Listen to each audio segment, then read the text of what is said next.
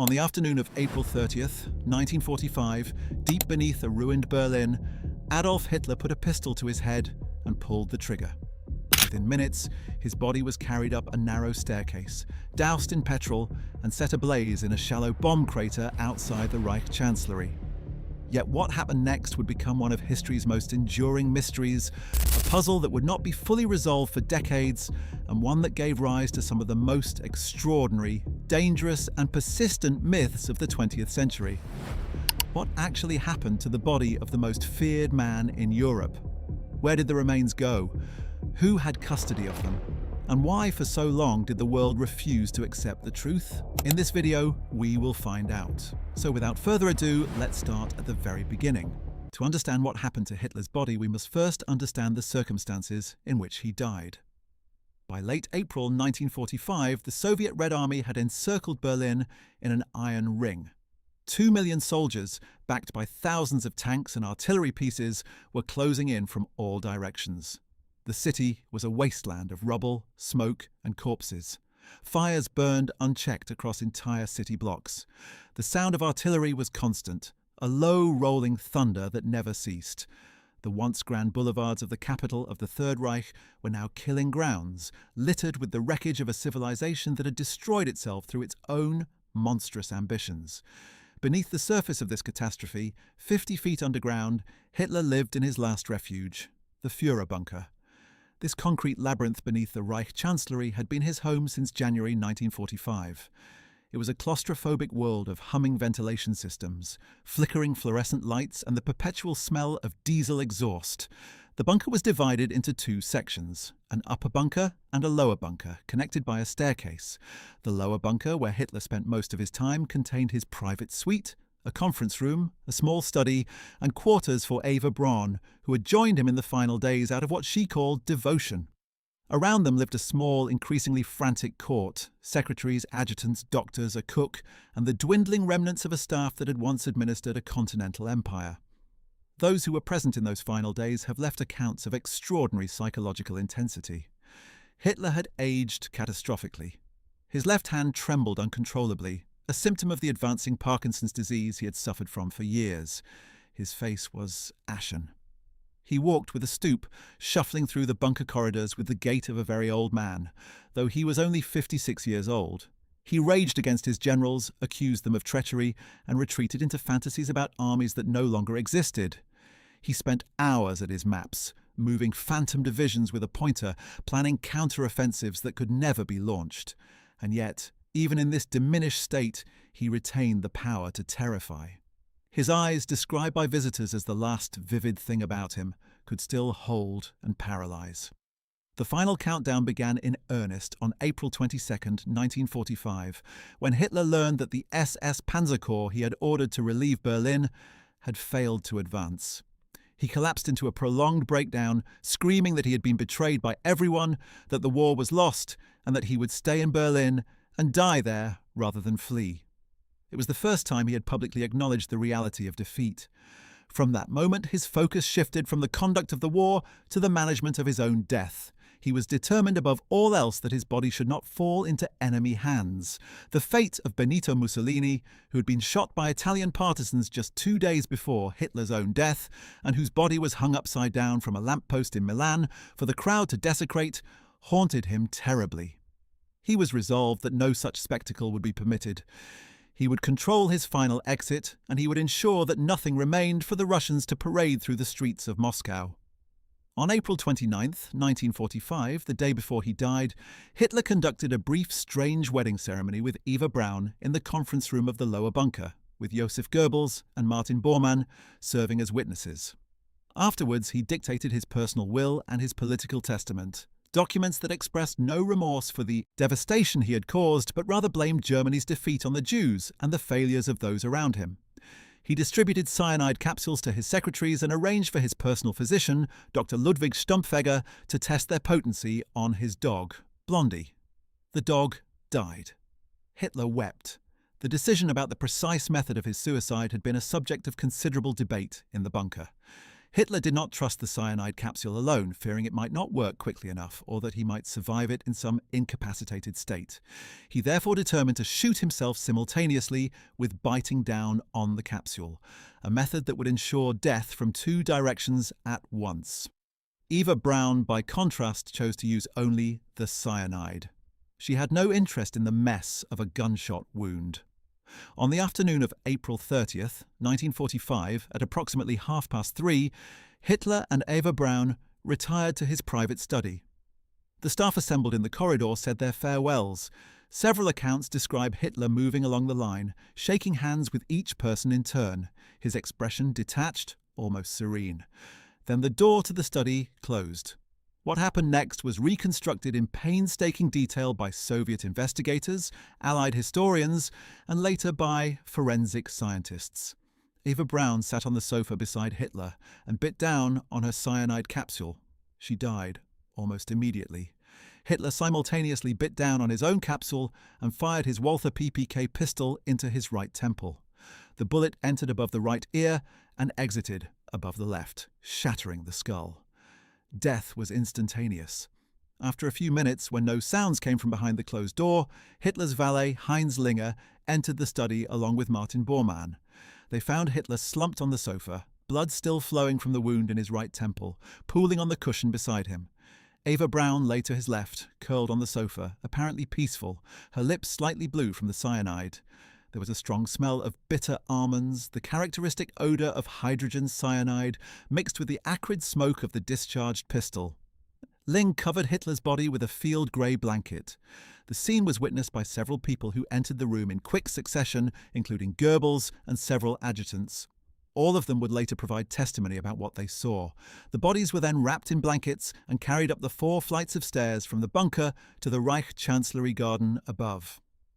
It was a difficult, somewhat undignified process. Hitler was not a large man, but the narrow staircases and the weight of the dead made the task awkward. Otto Günsche, Hitler's personal adjutant, had been tasked with overseeing the cremation, acting on Hitler's own explicit instructions. He had obtained petrol from the bunker's fuel reserves, approximately 200 litres in jerrycans, which SS men carried up alongside the bodies. The garden above was under intermittent Soviet artillery fire. Shells were landing within the Chancellery grounds and in the streets around it. The men who carried the bodies and performed the cremation did so at genuine risk to their own lives. They laid Hitler's body in a shallow depression in the ground just outside the bunker exit, and Eva Braun's body beside him. Then they poured petrol over both. Someone lit a match and threw it, and the flames took hold instantly. What followed was not the efficient, complete cremation that Hitler had apparently hoped for. Wood and controlled conditions are necessary for a body to be fully reduced to ash. In open air with petrol, what actually occurs is a sustained burning of the outer flesh, fat, and clothing, followed by a much slower and incomplete combustion of deeper tissues and bone. The bodies burned for several hours, observed from the bunker doorway by various staff members who periodically emerged to attend to the fire and retreat when the shelling intensified. By early evening, what remained was deeply charred, almost unrecognizable, but far from reduced to ash. There were identifiable fragments: skull, jawbone, vertebrae. The bodies were not gone. They had been transformed into a set of remains that would become the subject of one of the greatest forensic and political controversies of the century. In the final hours of the battle, as the situation in the bunker became increasingly chaotic and the decision was made to attempt to break out, those remaining in the bunker faced a problem. What should be done with the charred remains in the garden? The answer given in different accounts varies somewhat, but the general picture is consistent. Sometime during the night of April 30th into May 1st, or possibly in the early hours of May 1st, the remains were gathered from the bomb crater, placed in a wooden box or wrapped in a canvas, and buried in the Chancellery garden in another bomb crater near where the burning had taken place. The Soviets arrived in the Chancellery garden on May 2nd, 1945, following Germany's formal surrender of the Berlin garrison. The Soviet forces that swept through the Führer bunker and its surroundings were acting on the most urgent political directive of the war: find Hitler. Stalin personally wanted proof of Hitler's death. He was deeply suspicious of a scenario in which the German dictator had escaped, and he wanted a body, or at minimum forensic evidence, that could be used to settle the question definitively. The Smersh unit, the Soviet military counterintelligence organization, whose very name was a contraction of the Russian phrase for death to spies, was given primary responsibility for the investigation. What followed was a period of intense and sometimes chaotic Soviet investigation that would for decades remain partially secret and partially falsified for political purposes. On May 4, 1945, Soviet forces digging in the Chancellery garden discovered a wooden box containing 2 severely burned corpses. These were brought to the attention of the SMERSH investigators, who were initially uncertain whether they had found the remains they were looking for. The bodies were photographed and subjected to preliminary examination. Both were in an advanced state of destruction from burning. The key forensic breakthrough came through dental records. Hitler had received extensive dental treatment throughout his life, and the state of his teeth was well documented. His dental work was unusually elaborate and distinctive, featuring a complex arrangement of bridges, crowns, and fillings that had been created by his personal dentist, Hugo Blaschke, and Blaschke's assistant, Käthe Häusermann. When Soviet forensic investigators compared the dental remains found in the Chancellery garden with records obtained from Häusermann, who was captured and interrogated in the days following the fall of Berlin, they found a match. Häusermann was able to describe Hitler's dental work in extraordinary detail, down to specific fillings in specific teeth, and the comparison was unambiguous. These were Hitler's remains, and yet here is where the story takes its most peculiar and politically significant turn. Soviet authorities did not publicly announce their discovery. The reason for this lies in the complicated political calculations of Joseph Stalin. For Stalin, a confirmed dead Hitler was in some ways less useful than an ambiguous Hitler. The question of whether Hitler might have escaped played into Soviet propaganda narratives about the persistence of fascism and Nazi elements in the West. It was a card Stalin could play. The official Soviet position, maintained throughout the Cold War, was one of deliberate uncertainty. Soviet officials would periodically hint that Hitler might have escaped, that the body found might have been a double, that the question was open. This was a lie, and the Soviet leadership knew it was a lie, but it served political purposes. The remains themselves underwent a strange journey of their own. After the initial investigation in Berlin, they were taken to a Soviet facility in Buch, a suburb in the north of the city, where further forensic analysis was conducted. From there, they were transferred and reburied several times as Soviet forces moved their headquarters and as the political situation in Germany evolved.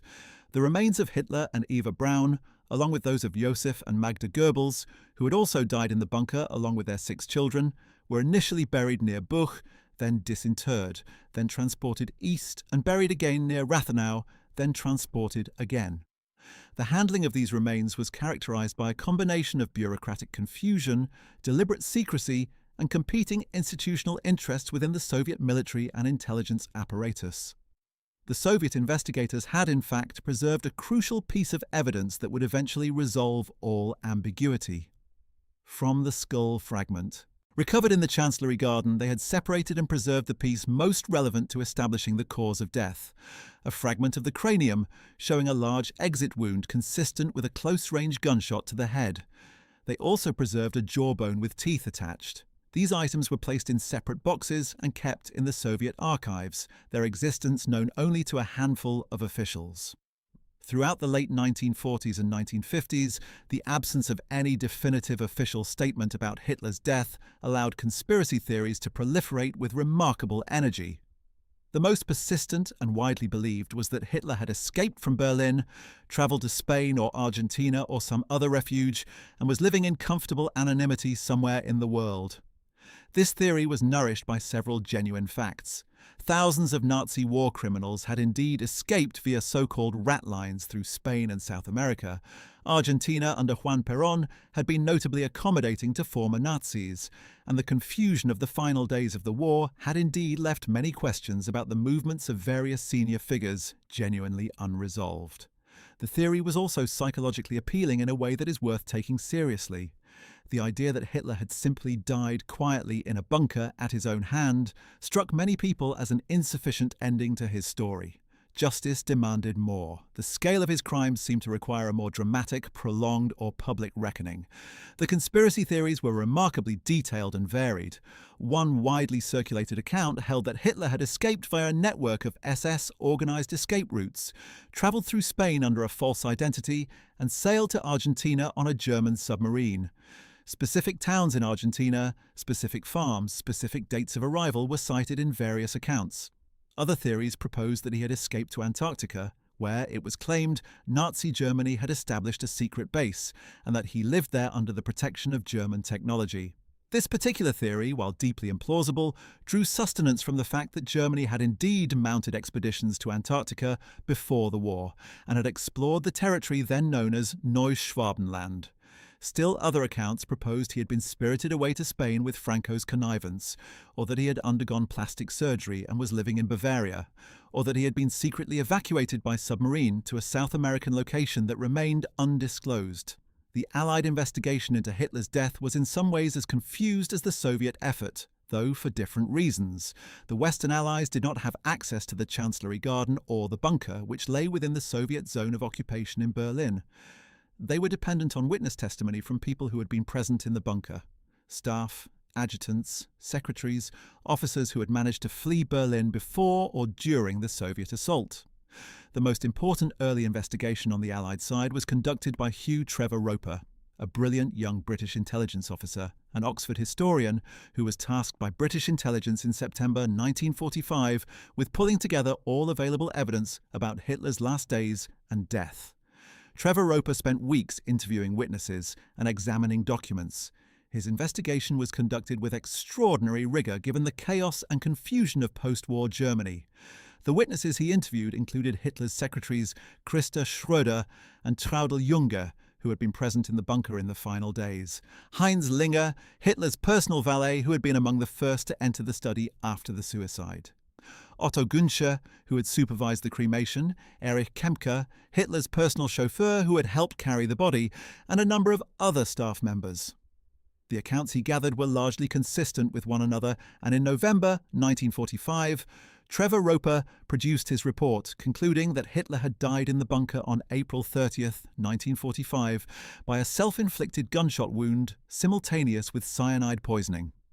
In 1947, Trevor Roper expanded his investigation and findings into a book, The Last Days of Hitler, which became one of the most important and widely read works of post-war history. It presented the evidence for Hitler's death comprehensively and compellingly. And yet, despite its authority, it did not end the conspiracy theories. The reason was simple. Trevor Roper had no physical evidence. He had testimony. The body itself was in Soviet hands, and the Soviets were not talking. The Soviet silence was broken only partially, and in a deeply misleading way, in 1968, when a Soviet journalist named Lev Bezimensky published a book based on documents from the Soviet archives that purported to tell the full story of Hitler's fate. The book confirmed that a body had been found and examined, and it reproduced portions of the Soviet forensic reports. But it also contained deliberate distortions. Most significantly, Bezimensky claimed that the examination of the body had confirmed death by cyanide poisoning, with no mention of a gunshot wound. This was a falsification designed to muddy the waters and sustain ambiguity. The Soviet leadership apparently wanted to preserve the option of continuing to cast doubt on the matter. The political uses of an ambiguous Hitler extended into the post-war decades in ways that affected international relations and public discourse. In 1952, the West German government conducted its own legal proceedings to establish Hitler's death officially, a necessary step for various administrative and legal purposes.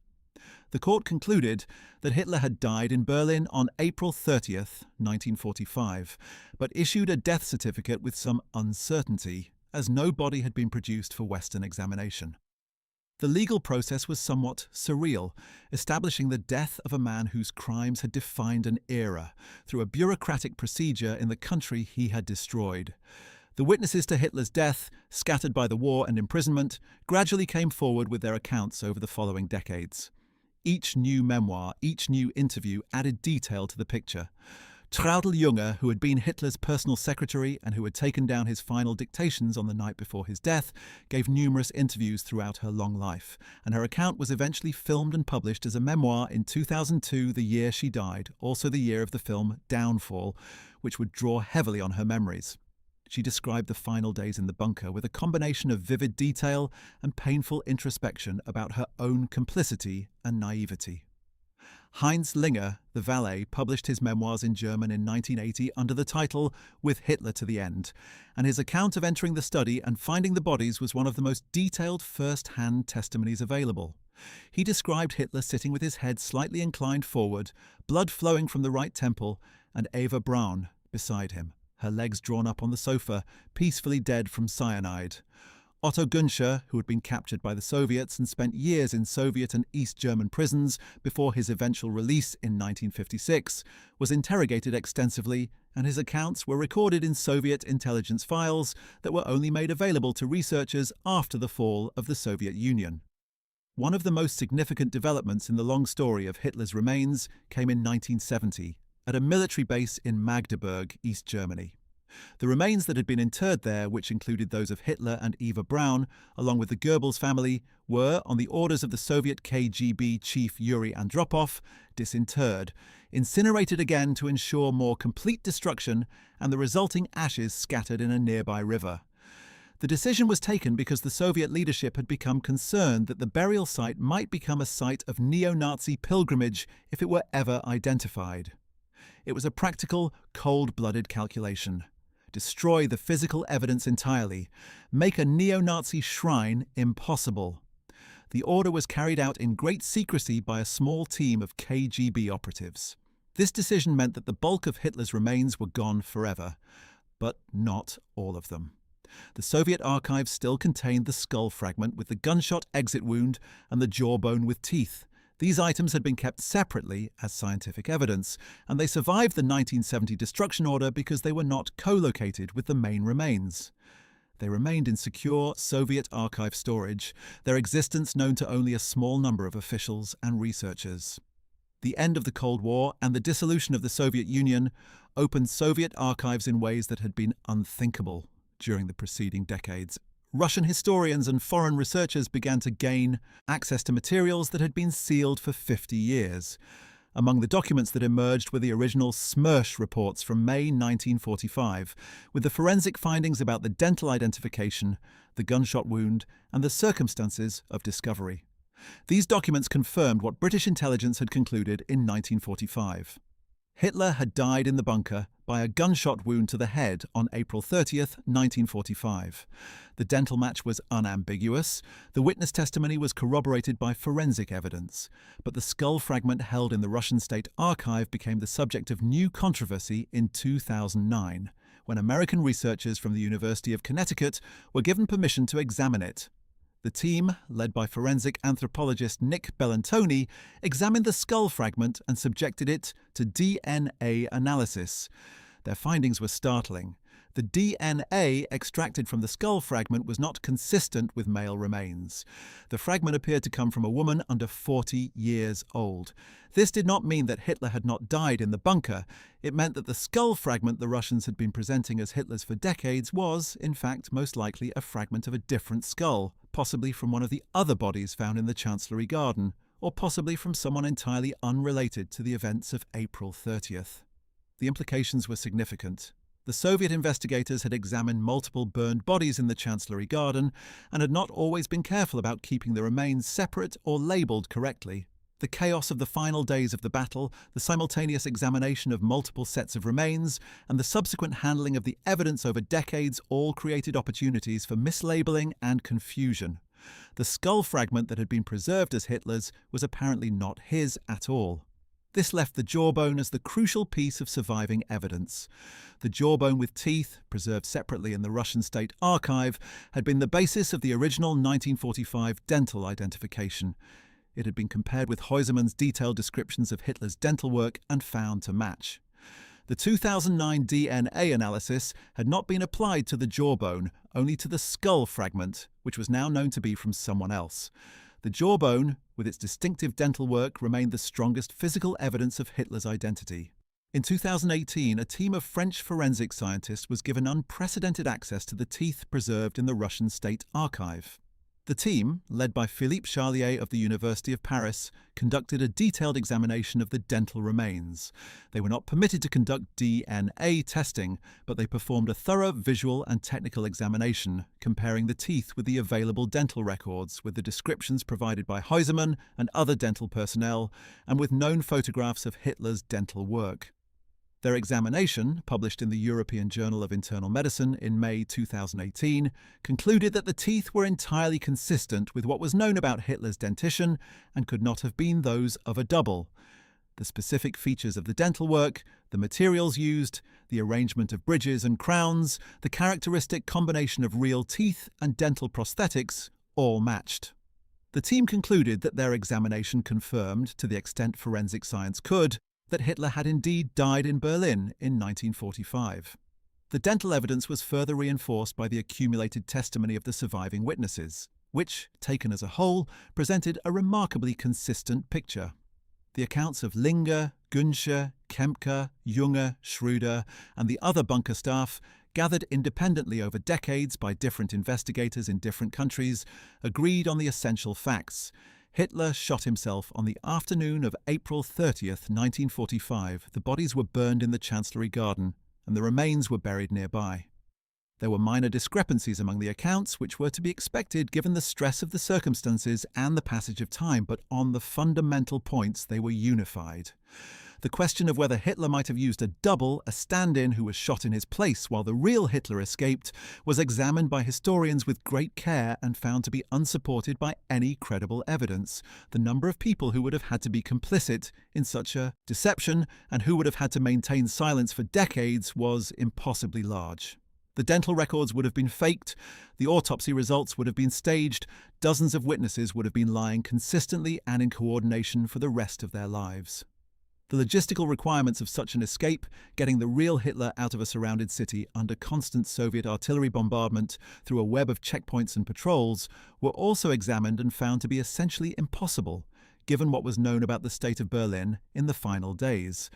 The various claims about Hitler living in Argentina or elsewhere were investigated by serious historians and found to be without foundation. The Argentine angle was particularly thoroughly examined because Argentina had indeed harboured significant numbers of Nazi war criminals after the war, including Adolf Eichmann, who was captured there by Israeli intelligence in 1960, and Josef Mengele, who lived in South America until his death by drowning in Brazil in 1979. The fact that some Nazis had escaped to Argentina gave superficial plausibility to the Hitler escape theory, but investigators found no credible evidence linking Hitler himself to any such network. The supposed eyewitness accounts of Hitler in Argentina were invariably produced decades after the war by people with no documented connection to the events they described. The FBI records on Hitler's supposed escape, declassified in the decades following the war, reveal the scale of the effort invested in chasing these leads. American intelligence agencies received hundreds of reports of Hitler sightings in the years following the war, from Argentina, from Spain, from Egypt, from anonymous sources claiming insider knowledge. Every significant lead was followed up and found to be groundless. The declassified files, rather than supporting conspiracy theories, as some have suggested, actually demonstrate the thoroughness with which the intelligence services rejected them. The overwhelming conclusion of American, British, French, and later West German intelligence services was consistent and unanimous. Hitler died in the Berlin bunker on April 30th, 1945. One of the most significant cultural consequences of the ambiguity surrounding Hitler's death was the extraordinary proliferation of conspiracy literature and, later, conspiracy entertainment that the question inspired.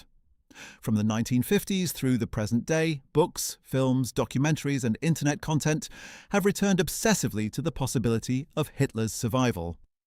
The conspiracy narrative has a seductive quality.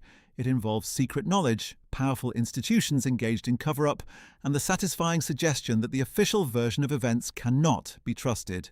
Each new piece of evidence confirming Hitler's death is reinterpreted by conspiracy adherents as evidence of the cover-up's sophistication. It is, in this respect, a particularly resilient form of conspiracy theory, one that is self-sealing against refutation.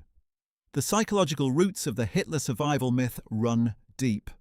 On one level, they reflect the difficulty of accepting that one of history's most destructive individuals could have died in so unheroic a fashion, slumped on a sofa in a concrete bunker while Soviet shells landed in the garden above. On another level, they reflect the genuine horror of what Hitler represented and the human need to see that horror punished and resolved rather than simply ended. The idea that Hitler died in his sleep at the age of 90 somewhere in Patagonia, surrounded by loyal followers, is in some ways more terrifying than the idea of his quiet, squalid death in the bunker. And yet the conspiracy narrative perversely appeals to people who find the bunker ending insufficient. The bunker itself became a site of contested memory in the decades following the war. The building above the Reich Chancellery was demolished by the Soviets in the late 1940s. The bunker itself was partially demolished, but not entirely, and its concrete foundations proved too expensive to completely remove. For decades, the site was covered over and largely forgotten, lying beneath a parking lot in what was then East Berlin. After German reunification in 1990, there were lengthy debates about what to do with the site. The decision ultimately was not to create any form of memorial there, a decision driven by the concern that any marking of the site might become a focus for neo-Nazi commemoration. A small, undramatic informational sign was eventually placed at the location, providing historical context, but the bunker itself remained buried. The physical absence of Hitler's remains has contributed powerfully to the persistence of the myths surrounding his death. In most historical cases, the death of a major figure is established beyond doubt by the presence of a body, a funeral, a grave. Hitler's death was confirmed only by testimony and forensic fragments, and the principal remains were scattered into a river in 1970. There is no grave to visit, no tomb to examine, no single location where the physical fact of his death is anchored. This absence creates a kind of void that the imagination fills, and different imaginations fill it with different things. The responsibility for this void lies substantially with the Soviet leadership, whose decision to destroy the remains in 1970 and whose policy of deliberate ambiguity throughout the Cold War created the conditions for conspiracy theories to flourish. Had the Soviets, in 1945, simply announced their forensic findings, produced the dental evidence publicly, and allowed independent international verification, the matter would have been settled within years of the war's end. Instead, they chose to use the question of Hitler's fate as a political instrument, and the consequences of that choice persisted for generations. The witnesses themselves, the people who had been present in the bunker in the final days, lived out their post-war lives in the shadow of what they had experienced, and for some of them, what they had participated in. Heinz Linger, who had been among the first to enter the study and who had helped carry Hitler's body to the cremation site, was captured by the Soviets and spent 10 years in Soviet captivity before being released in 1955. His memoir, published in 1980, was a careful account that showed the marks of both his experience and his decades of reflection on it. He died in 1980, the same year his book appeared. Otto Günscher, who had received Hitler's direct personal instruction to ensure the cremation of his body and who had supervised the burning, was also captured by the Soviets and held for a decade. He was subjected to prolonged interrogation about the events of April 30th and provided detailed testimony that was recorded in Soviet intelligence files. After his release in 1956, he returned to West Germany and worked in business, rarely speaking publicly about his experiences. He died in 2003 at the age of 86. Traudl Junge, who had been Hitler's personal secretary and who had taken down his final dictations on the night of April 28th to 29th, spent the remainder of her long life attempting to understand and account for her own role in what she increasingly recognized as a monstrous enterprise. In her memoir, published posthumously in 2002 and titled Until the Final Hour, she described her feelings of guilt and her gradual understanding, which she admitted came too slowly, of the true nature of the regime she had served. She was frank about her own culpability and about the psychological mechanisms that had led an ordinary young woman to become part of Hitler's inner circle without fully confronting what that inner circle was and what it was doing to the world. She died in 2002 of cancer at the age of 81. Eva Braun's fate was, in a sense, the simplest of all those involved. She had chosen to die with Hitler, and she did. Her remains, burned alongside his in the Chancellery garden, underwent the same subsequent journey through Soviet custody, reburial, and eventual destruction. She had been largely unknown to the German public during the war, Hitler having kept their relationship strictly private. It was only in the post-war years, as testimony and photographs emerged, that the full picture of her long relationship with Hitler became known. She had been his companion for more than 12 years, had lived with him at the Berghof, his Alpine retreat, and had come to Berlin in the final days against his explicit wishes to be with him at the end. Her motivations have been analysed by historians with varying degrees of sympathy. Some have portrayed her as a victim of Hitler's domination, others as a willing participant in the regime's culture, and still others as someone whose domestic and personal choices, however understandable in human terms, were inseparable from the machinery of mass murder. The question of doubles deserves particular attention because it has been the foundation of several of the most elaborate escape theories. The argument runs as follows. Hitler maintained several body doubles, men who resembled him closely and who were used for security purposes at public appearances and in certain photographs. One of these doubles, the theory proposes, was substituted for the real Hitler in the final days, and it was the double who died in the bunker and whose body was burned. The real Hitler, meanwhile, escaped under cover of this deception. The existence of Hitler doubles is a matter of historical record. He did use stand-ins for certain purposes. The most documented of these was Gustav Weller, who is believed to have served as a double during the war. However, historians examining the double theory have pointed out several fundamental problems with it. First, the dental records that established identification were specific, elaborate, and unusual. The kind of dental work that had been done on Hitler's teeth could not have been reproduced in a double's mouth. Second, the witnesses who were present in the bunker in the final days, who knew Hitler intimately and had daily contact with him, all described seeing Hitler himself, not a double, in the period immediately before his death. Third, the logistics of sustaining such a deception across dozens of witnesses over months of intensifying crisis were simply not feasible. The most serious scholarly treatment of the question of Hitler's fate came from British historian Ian Kershaw, whose 2-volume biography of Hitler, published in 1998 and 2000, drew on the full range of available evidence to construct what remains the most authoritative account of his life and death. Kershaw's conclusion was unambiguous. Hitler died in the Führer bunker on April 30th, 1945, by his own hand. The evidence, he argued, was overwhelming. Multiple independent witness testimonies, forensic dental identification confirmed in 1945 and reconfirmed in 2018, Soviet archival records declassified after 1991, and the total absence of any credible evidence for an alternative scenario.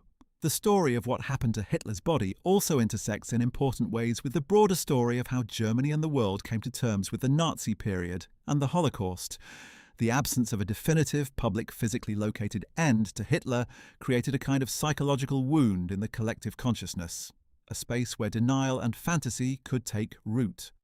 The neo-Nazi movements that emerged in Germany, Austria, and elsewhere in the post-war decades sometimes drew on the ambiguity about Hitler's fate as a form of motivation and hope, the idea that the story was not finished, that the Führer might return, or that his spirit persisted in some form. The deliberate destruction of his remains by the Soviets in 1970 was intended to prevent this, but the lack of public knowledge about what had been done meant that the myths continued to circulate. It is worth noting, in concluding this examination, what the story of Hitler's body tells us about the politics of historical truth. The essential facts of Hitler's death were established within months of his death, certainly by 1945, through a combination of forensic work and witness testimony that was, by any reasonable standard, conclusive. The uncertainty that persisted for decades was not the product of genuine evidentiary ambiguity. It was the product of political choices made by the Soviet leadership to suppress and distort the evidence for their own strategic purposes.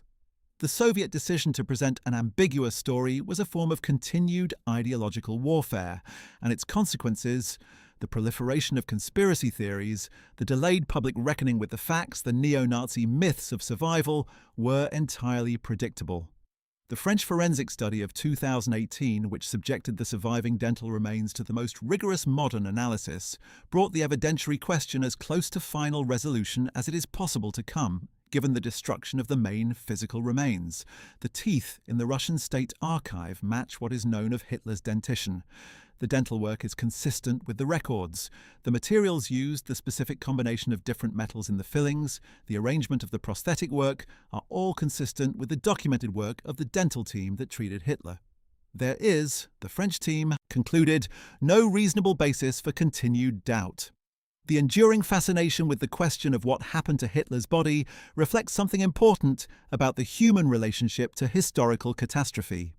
When events of sufficient horror occur, there is a powerful psychological impulse to seek a narrative resolution that matches the scale of the events. Hitler's death in the bunker, quiet, self-administered, inglorious, does not provide that kind of resolution. The victims of the Holocaust, the tens of millions killed in the war Hitler started, did not receive justice in any meaningful sense from the fact of his suicide. He did not face trial. He did not face a firing squad or a gallows as his henchmen did at Nuremberg. He chose his own death on his own terms in a bunker while the city around him burned and his remains were scattered to the winds by the very regime that had defeated him. It is understandable that this ending should feel insufficient. It is understandable that the imagination should reach for alternatives, for scenarios in which the reckoning was more complete, the justice more visible. But the historian's task is to follow the evidence, and the evidence is clear. Adolf Hitler died in Berlin on April 30th, 1945. His body was burned in the Chancellery garden. His remains were buried, exhumed, transported, and eventually destroyed and scattered. What remained, a jawbone with distinctive dental work confirmed in 2018 by French forensic scientists, sits in an archive in Moscow, the last physical vestige of a man who caused incalculable suffering and whose death, when it came, was as squalid and unceremonious as the ends he had made for millions of others. The story of Hitler's body is ultimately the story of truth's struggle against politically motivated ambiguity, and it is a story with a conclusion, even if that conclusion took more than 7 decades to achieve with full clarity. The dental evidence speaks, the witness testimony speaks, the Soviet archives speak, and they all say the same thing. The man who launched the Second World War, who orchestrated the Holocaust, who brought Germany and much of Europe to ruin, died in a concrete bunker beneath the ruins of Berlin, alone with a woman who chose to die with him, on an April afternoon in 1945, while the city he had promised would last 1,000 years burned around him. History's verdict is not always delivered with the drama the crimes demand. Sometimes it arrives quietly, in an archive, in a forensic report, in the careful analysis of a set of teeth, but it arrives nonetheless. Well, that's it. Thanks for watching. We hope you found this video informative and that it sheds some light on one of history's most enduring mysteries. If you enjoyed learning about what really happened to Hitler's body, make sure to check out our video about what happened to Germany's top field marshals after World War II. Don't forget to like this video, subscribe to our channel, and hit the notification bell to stay updated on more WWW2 content. See you in the next one. But the story does not end there. To truly understand the full complexity of what happened to Hitler's body and why the question remained unresolved for so long, we must examine in much greater detail the specific individuals who were present, the specific forensic procedures that were followed, the specific political decisions that were made, and the specific chain of custody that carried those remarkable remains through half a century of Cold War secrecy. This is a story not just about one man's death, but about the collision between historical truth and political power, between the demands of justice and the calculations of statecraft, and between the human need for narrative resolution and the inconvenient messiness of actual events. Let us return to the bunker itself and to the specific people who were present in its final days, because understanding what happened to the body requires understanding who was responsible for it and what happened to those people afterward. The bunker in its final days was a strange mixture of bureaucratic formality and psychological dissolution. Even as the Third Reich crumbled above them, the staff of the Führer bunker continued to observe the rituals and protocols of the Nazi court. Reports were still filed, orders were still issued. Hitler still held his daily briefings, sitting at his map table, his generals and adjutants arranged around him in their accustomed positions, going through the motions of military command, even as the armies they were supposedly commanding ceased to exist. Among the figures present in those final days was SS Brigade Führer Wilhelm Mohnke, a senior SS officer who commanded the defense of the government quarter in the last days of the battle. Mohnke was present in the bunker complex throughout the final days and had detailed knowledge of the events surrounding Hitler's death. He later became one of the most important witnesses to those events, though he did not begin giving interviews to historians until the 1980s. Mohnke confirmed the essential facts: Hitler's suicide, the cremation in the garden, the chaos of the subsequent hours. His testimony, gathered by the historians John Toland and Anton Joachim Stahler, added important corroborating details to the picture. Also present was Walter Huell, a diplomat and longtime friend of Hitler who served as the foreign ministry liaison to the Führer's headquarters. Huell had known Hitler since the early days of the Nazi movement and was one of the few people in the bunker who maintained a relationship with him that went beyond the purely functional. Huell chose to remain in the bunker after Hitler's death and died during the attempted breakout on May 1st, reportedly having shot himself rather than risk capture. His death was one of several among the bunker staff in the chaotic hours following Hitler's own suicide. Dr. Werner Hasse was one of the physicians present in the bunker during the final days. A surgeon and medical professor, Hasse had been summoned to the bunker when Hitler's regular physician, Dr. Theodor Morell, had been dismissed on April 21st after an altercation over medication. Hasse had actually retired from active service due to tuberculosis, but was recalled because of the desperate circumstances. He was the one who advised Hitler on the method of double suicide, combining the cyanide capsule with the gunshot wound as the most reliable means of ensuring death. Hasse survived the fall of Berlin, was captured by the Soviets, and died in Soviet captivity in 1950. The role of Martin Bormann in the events surrounding Hitler's death deserves particular attention. Bormann, who had been Hitler's private secretary and who had accumulated enormous power within the Nazi hierarchy through his control of access to Hitler, was one of the witnesses to the wedding ceremony on April 29th and was present in the corridor outside the study when Hitler shot himself. He was one of those who entered the room in the immediate aftermath. In the hours following Hitler's death, Bormann organized the attempted breakout from the bunker, leading a group that tried to escape through the Soviet encirclement of the city. His fate was for decades one of the great mysteries of the final days of the war. Bormann was sentenced to death in absentia at the Nuremberg trials in 1946, because his fate was unknown. Various theories circulated about his survival, similar to those surrounding Hitler himself, and some investigators believed he had escaped to South America. The truth was eventually established in 1972 when construction workers in West Berlin unearthed skeletal remains near the Lehrter Bahnhof train station. Dental records identified the remains as those of Martin Bormann. He had died on the night of May 1st to 2nd, 1945, during the breakout attempt, either killed by Soviet fire or, according to some accounts, having taken cyanide to avoid capture. The DNA identification was later confirmed in 1998. Bormann had died within hours of Hitler, his body lying undiscovered in the rubble of Berlin for nearly 3 decades. The attempted breakout from the bunker on the night of May 1st was one of the most dramatic episodes of the final days of the war. Several hundred people, including senior Nazi officials, military officers, bunker staff, and SS guards, attempted to escape through the Soviet encirclement. They left in separate groups, attempting to use the subway tunnels and sewers of Berlin to reach areas not yet fully under Soviet control, hoping eventually to reach the American lines to the west, where they believed they would receive better treatment than from the Soviets. Most were killed, captured, or surrendered within hours. A small number managed to escape. The chaos of this breakout contributed significantly to the subsequent difficulty of establishing exactly what had happened in the bunker, because so many of the witnesses were either dead, captured by the Soviets, or scattered across a destroyed and divided Germany. Among those who survived and eventually came west was Erich Kempka, Hitler's personal chauffeur who had been tasked with obtaining the petrol used for the cremation. Kempka managed to escape from Berlin in the chaos of the breakout and was captured by American forces in Bavaria in late May 1945. His account of the cremation was one of the first detailed testimonies the Western Allies received about what had happened to Hitler's body. Kempka described how he had scrambled together the available petrol cans, how the bodies had been carried up to the garden, how the burning had proceeded, and how the shells falling in the garden had made the entire process dangerous and chaotic. His account was broadly consistent with those provided by other witnesses. The Soviet forensic investigation conducted in May 1945 was more thorough than has sometimes been appreciated. The Smersh team that entered the Chancellery grounds in the first days of May was specifically tasked with finding and identifying Hitler's body, and they went about this with professional rigour. The lead forensic examiner was Dr. Faust Szkarawski, who prepared the autopsy report on the remains found in the Chancellery garden. The report, prepared on May 8, 1945, described in clinical detail the condition of the bodies, the nature of the burns, and the forensic findings.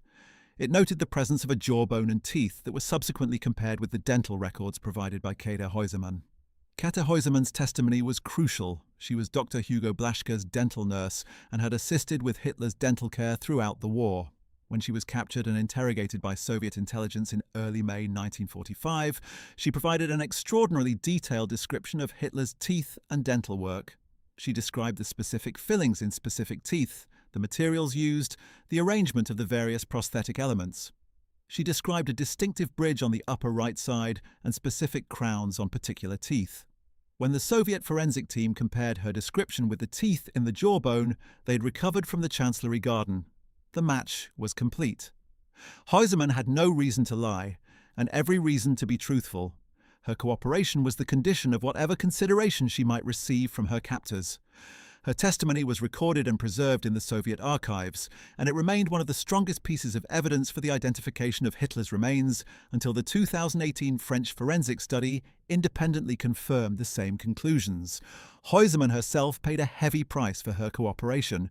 Rather than being rewarded for her help in establishing the identification, she was arrested by the Soviets and spent more than 10 years in Soviet detention. She was not released until 1955, when she was returned to West Germany as part of a general repatriation of German prisoners. She later recounted her experiences in interviews, and her account remained consistent throughout her life. The teeth she had described matched the teeth in the jawbone, and she had no doubt that these were Hitler's dental remains. She died in 1993 at the age of 84. Hugo Blaschke himself, Hitler's dentist, was captured by American forces and interrogated about Hitler's dental records. His description of Hitler's teeth matched Häusermann's in all essential respects, providing an additional independent corroboration of the identification. Blaschke was tried at the Nuremberg doctor's trial for his role in using concentration camp prisoners in medical experiments, although the charges against him specifically concerned his extraction of gold teeth from concentration camp victims rather than his work as Hitler's personal dentist. He was convicted and sentenced to 10 years imprisonment, but was released in 1951. He died in 1959. The story of the Soviet investigation is also the story of intense institutional competition within the Soviet intelligence and military establishment. Smersh was not the only organization involved in the search for Hitler. The NKVD, the predecessor of the KGB, also had a significant interest in the matter. The two organizations operated in parallel and sometimes in competition, each seeking to be the one that delivered the definitive answer to Stalin's burning question. This competition introduced additional complications into the handling of the evidence, as different organizations maintained different records and different chains of custody for the forensic materials. The fragmentation of responsibility contributed to the subsequent confusion about what exactly had been found and preserved. Stalin's personal reaction to the news that Hitler's body had been identified through the dental evidence was recorded in several accounts. He was reportedly satisfied that Hitler was dead, but continued to present a publicly ambiguous position. The political calculation was clear. Maintaining uncertainty about Hitler's fate served Soviet interests in the early Cold War by keeping Western governments off balance and by allowing the Soviet Union to level accusations about Nazi survival in the West when politically convenient. It also served Stalin's domestic purposes, as the spectre of an escaped Hitler could be used to justify continued vigilance, continued sacrifice, and continued submission to the demands of state security. The contrast between the Soviet private certainty and public ambiguity represents one of the clearest cases in the historical record of a major government deliberately spreading what amounted to a conspiracy theory for political purposes. The Soviets knew Hitler was dead. They had the evidence. They chose not to share it, and they chose to leave the question open because an open question was more politically useful than a closed one. The consequences of this decision persisted for decades and can still be felt in the conspiracy literature that continues to be published and consumed today. The West German legal process of the 1950s, which resulted in the formal legal determination of Hitler's death, was itself a fascinating episode in the broader story. The need to establish Hitler's death legally arose from a number of practical considerations. Until he was legally declared dead, various administrative and legal questions remained technically open, including questions about the disposition of his property, the status of the Nazi state's legal obligations, and various other matters that required a definitive determination. The proceedings were conducted in Hamburg and involved the testimony of several surviving witnesses, the examination of available documentary evidence, and the consideration of the forensic reports that had been made available to Western investigators. The court proceedings were presided over with evident discomfort. The judges were required to apply the ordinary legal standards for declaring a person dead to the case of the man who had been responsible for the deaths of tens of millions.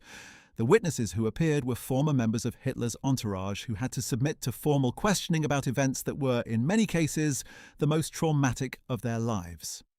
The outcome was the issuance of a death certificate dated April 30th, 1945. Though with certain caveats reflecting the absence of directly available physical evidence. It was a strange document, this official death certificate for Adolf Hitler, and its strangeness reflected the strangeness of the entire situation. The role of Hugh Trevor Roper in establishing the authoritative narrative of Hitler's death deserves extended treatment because it represents one of the most significant contributions a single historian has made to settling a major historical question. Trevor Roper was 29 years old when he was assigned the task of investigating Hitler's fate in September 1945, and he brought to it not only intellectual rigor, but a willingness to challenge the assumptions and the institutional interests that surrounded the question. He was skeptical of what he heard from all sides. From Soviet sources who were being deliberately opaque, from German sources who had their own reasons to distort the truth, and from Allied sources who were sometimes too quick to accept comfortable conclusions. His investigation took him across occupied Germany, interviewing witnesses in various states of shock, grief, and self-justification. He was struck by the consistency of the accounts he gathered from people who had been in the bunker, and he was struck by the absence of any credible evidence for an alternative narrative. His report to British intelligence in November 1945 was a model of careful historical reasoning, laying out the evidence systematically, identifying the corroborations and the discrepancies, and reaching a conclusion that the evidence supported strongly Hitler was dead. The book that grew out of this investigation, published in 1947, was received as a masterwork of historical investigation and narrative. It was translated into dozens of languages and sold millions of copies. Trevor Roper wrote with a combination of scholarly precision and narrative flair that made the book both authoritative and compulsively readable. His portrait of the bunker in its final days, drawing on the testimony of the witnesses he had interviewed, was vivid and psychologically acute. He captured the particular atmosphere of the place, the grandiosity and the squalor, the continued performance of governmental ritual in the face of total catastrophe, the mixture of fanaticism and despair among those who remained. Trevor Roper became, as a result of this book, the preeminent public authority on Hitler's death, a position he occupied for nearly 4 decades. He engaged repeatedly with the various challenges to his conclusions, debating conspiracy theorists and alternative historians with consistent intellectual vigor. He found the escape theories not merely wrong, but intellectually dishonest, based on selective use of evidence and a willingness to abandon rational standards of proof in pursuit of a predetermined conclusion. Late in his career, Trevor Roper became involved in one of the most significant historical scandals of the 20th century, the authentication of the so-called Hitler Diaries, a collection of forged notebooks that appeared in 1983 and that Trevor Roper initially endorsed as genuine before the forgery was exposed. This episode damaged his reputation and was used by some conspiracy theorists to suggest that his conclusions about Hitler's death might be similarly unreliable. This suggestion is not credible. The Hitler Diaries scandal was a case of Trevor Roper being deceived by forgers who had produced physically convincing documents, while his investigation of Hitler's death was based on the direct testimony of multiple witnesses and the examination of primary forensic evidence. The two cases are not comparable. The persistence of the Hitler survival myth through the post-war decades was sustained by a variety of cultural and psychological factors beyond the purely political. There was a genuine market in the popular sense for stories about Hitler's survival. publishers found that books claiming to reveal the truth about Hitler's escape sold extremely well. Films that played with the idea were commercially successful. The tabloid press found the question endlessly productive. A whole industry grew up around the manufacture and consumption of Hitler escape narratives, and this industry had a powerful interest in the persistence of the question. Books that concluded Hitler was dead in the bunker sold modestly. Books that claimed to reveal his escape to Argentina sold enormously. The commercial incentives all pointed in one direction. This commercial dynamic had consequences for the public understanding of the historical record. Each new book claiming to have discovered the truth about Hitler's escape was reviewed and discussed in newspapers and magazines, giving it a legitimacy and attention that was out of proportion to its evidentiary value. The books frequently cited each other, creating a closed loop of self-referential evidence that gave the impression of a substantial body of support for the escape theory, when in fact each book in the chain relied on the same thin base of unverifiable claims. Readers without access to the primary historical literature could easily conclude that there was genuine expert controversy about the question, when in fact the scholarly consensus was clear and essentially unanimous. The Internet era created new challenges for the management of this particular historical question. The combination of near unlimited publishing capacity, the algorithmic amplification of engaging content, and the culture of contrarian skepticism that characterizes much online discourse created an environment in which conspiracy theories about Hitler's survival could reach vast audiences, with minimal scrutiny. YouTube documentaries, online forums, and social media posts recycled the familiar claims endlessly, reaching new generations of viewers who had no prior exposure to the actual historical evidence and whose first encounter with the question was through content specifically designed to promote the conspiracy narrative. The 2018 French forensic study was partly motivated by a desire to address this ongoing cultural phenomenon. The researchers recognized that the question of Hitler's death was not merely a matter of academic historical interest, but a live issue in public discourse with implications for how the Nazi period was understood and remembered. By subjecting the surviving dental remains to rigorous modern forensic analysis and publishing the results in a peer-reviewed scientific journal, they aimed to provide a definitive statement from the scientific community about what the physical evidence showed. The publication attracted significant media attention and was reported widely as confirming Hitler's death, though predictably it was dismissed by those committed to the conspiracy narrative.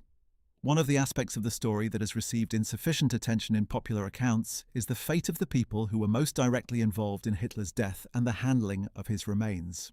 We have already mentioned Heinz Linger and Otto Günscher, both of whom spent years in Soviet captivity before returning to West Germany. But the network of people who knew the truth about what had happened was quite extensive, and their post-war experiences illustrate the broader consequences of the fall of the Third Reich for those who had been part of its inner workings.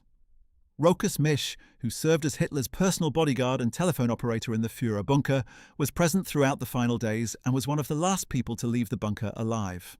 He was captured by Soviet forces during the breakout and spent the next 9 years in Soviet captivity, returning to West Germany in 1954.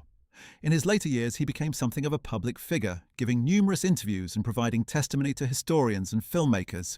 He was always careful to confine himself to what he had personally witnessed rather than speculating about larger questions, and his account was consistent and credible. He died in 2013 at the age of 96, the last known survivor of the Führer bunker. Misch's testimony was particularly valuable because he had been stationed at the telephone exchange just outside the door to Hitler's study on the afternoon of April 30th, and he provided a detailed account of the atmosphere in the bunker in the hours leading up to and immediately following the suicide. He described the silence that followed the shot, the entering of Linger and Bormann into the study, the bringing out of the bodies. He was not among those who helped carry the bodies or attend the cremation, having remained at his post, but he had a clear line of sight to the corridor and the staircase, and his account of the sequence of events matched those provided by others who had been present. The Soviet approach to the witnesses they captured differed markedly from the Western Allied approach. where Western interrogators sought to gather testimony for historical record and for use in war crimes trials, the Soviets were primarily interested in intelligence value and in extracting every possible detail about the technical and operational aspects of the Nazi military and security apparatus. The bunker witnesses who fell into Soviet hands, like Linger and Günscher, were subjected to years of interrogation under conditions of imprisonment that were significantly harsher than those experienced by witnesses in Western custody. Their testimony was recorded in Soviet intelligence files that remained secret for decades. The declassification of these Soviet files after 1991 was one of the most significant developments in the historiography of the final days of the Third Reich. Russian and German historians who gained access to the materials found that they confirmed and enriched the picture that had already been established through Western sources, but added important details and provided Soviet-side confirmation of events that had previously been known only through Western testimony. The files also revealed the extent of the Soviet forensic investigation and provided documentation of the dental identification that had been performed in May 1945. When these materials were made available to researchers, the picture they presented was unambiguous. The Soviets had confirmed Hitler's identity through dental evidence in May 1945 and had known this fact throughout the Cold War, while publicly maintaining ambiguity. The physical evidence that survived into the 21st century was, therefore, not the skull fragment which turned out to belong to a young woman, but the jawbone with teeth. The provenance of the skull fragment remains a matter of some speculation. The most likely explanation is that it was a fragment of a skull recovered from the Chancellery garden, along with other burned remains, and that it became associated with a Hitler identification through a labelling error or through the confusion of a chaotic investigation. The Chancellery garden contained multiple burned bodies in May 1945.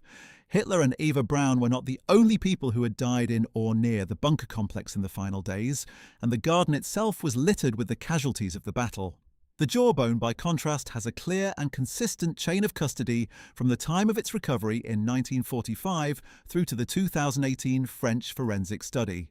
The Soviet forensic reports describe the recovery and examination of this specific item. Huysman's testimony, recorded in 1945, matches the dental features of this specific jawbone. The Russian State Archives records document its storage over the decades. The 2018 French team examined it directly and confirmed that its dental features match the documented record of Hitler's dentition. The chain of evidence is robust. The 2018 study also addressed the materials used in the dental work, a technical detail that proves surprisingly significant. Hitler's dental work used a variety of metals in the fillings and prosthetics, including gold and other materials that were standard in German dentistry of the 1930s and 1940s. The French team analysed the composition of the metalwork in the surviving teeth and found it to be consistent with the materials and techniques used in that period. The specific combination of materials, the specific arrangement of prosthetics, and the specific wear patterns on the remaining natural teeth were all consistent with the documented record. There was no feature of the surviving dental remains that was inconsistent with their being Hitler's teeth. The significance of the 2018 study goes beyond its specific forensic findings. It represents the first time that the surviving dental remains were subjected to modern scientific analysis by an independent international team that was not subject to political pressure from any of the interested parties.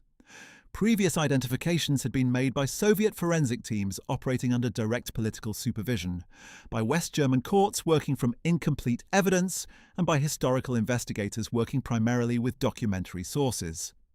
The 2018 study was purely scientific in its approach, and its conclusions were published in a peer-reviewed journal where they could be evaluated and challenged by the scientific community.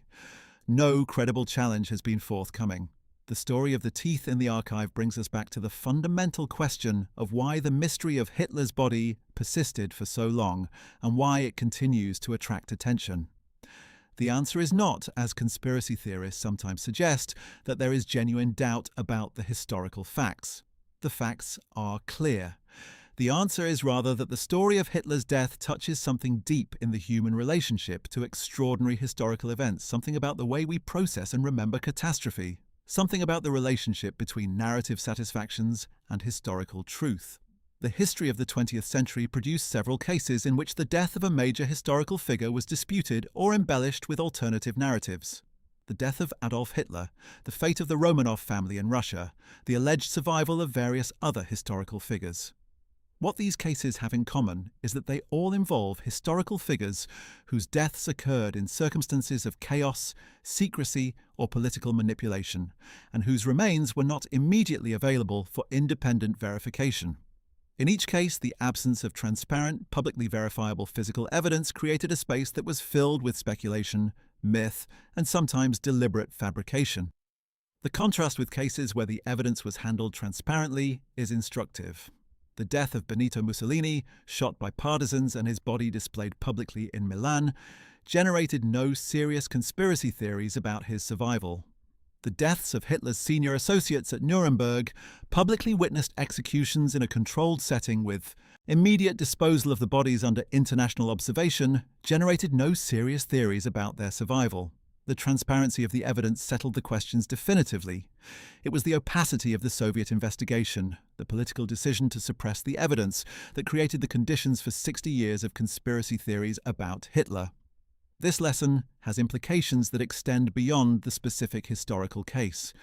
The handling of evidence about historical events affects not just immediate knowledge, but the long-term public understanding of those events. When governments suppress evidence for political reasons, they create voids that are filled with myths. The myths persist long after the political reasons for the original suppression have disappeared. They become embedded in popular culture, transmitted across generations, and eventually take on a life that is largely independent of the political circumstances that created them.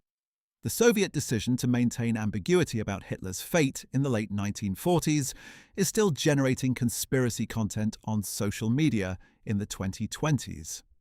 The specific mythology around Hitler's escape to Argentina is worth examining in some detail because it is by far the most elaborate and persistent of the survival theories, and because understanding why it gained such traction helps illuminate the broader phenomenon.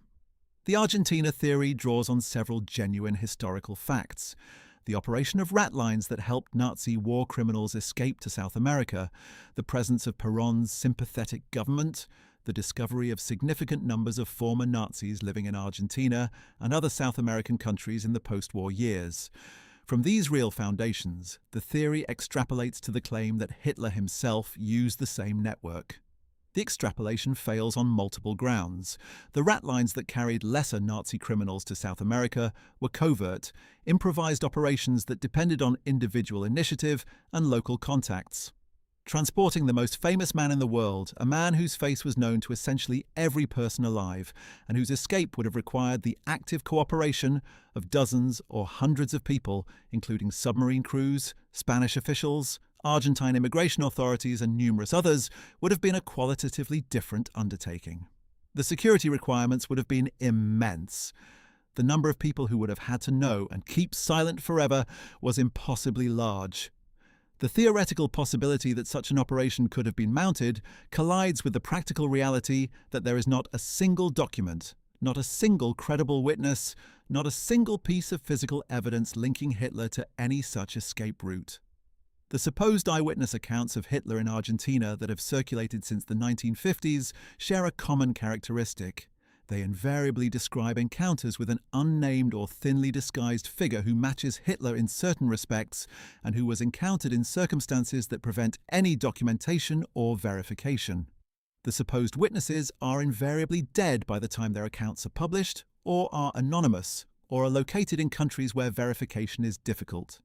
The accounts often contradict one another on specific details while sharing certain narrative elements that seem designed to satisfy the reader's desire for a dramatic revelation rather than to provide verifiable information. The Argentine-based researcher Abel Basti published a series of books in the 2000s and 2010s claiming to document Hitler's presence in Argentina, drawing on supposed archival documents, interviews with elderly Argentines who claimed to have encountered him, and various other sources. These books were commercially successful and attracted considerable media attention.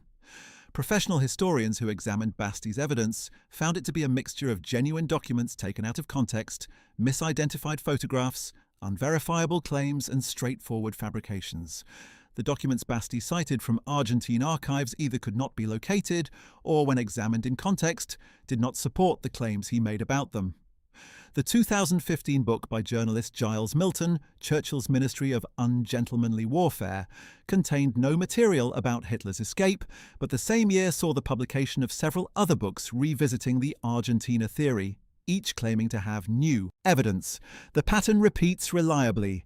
Each anniversary of the end of the war, each decade, produces a new crop of Hitler survival books that recycle familiar claims with slight variations and present themselves as definitive revelations. The market for these books shows no sign of disappearing, which tells us something important about the cultural function they serve. What function do they serve? At one level, they serve the simple commercial function of any entertainment product that packages familiar pleasures in a new wrapper.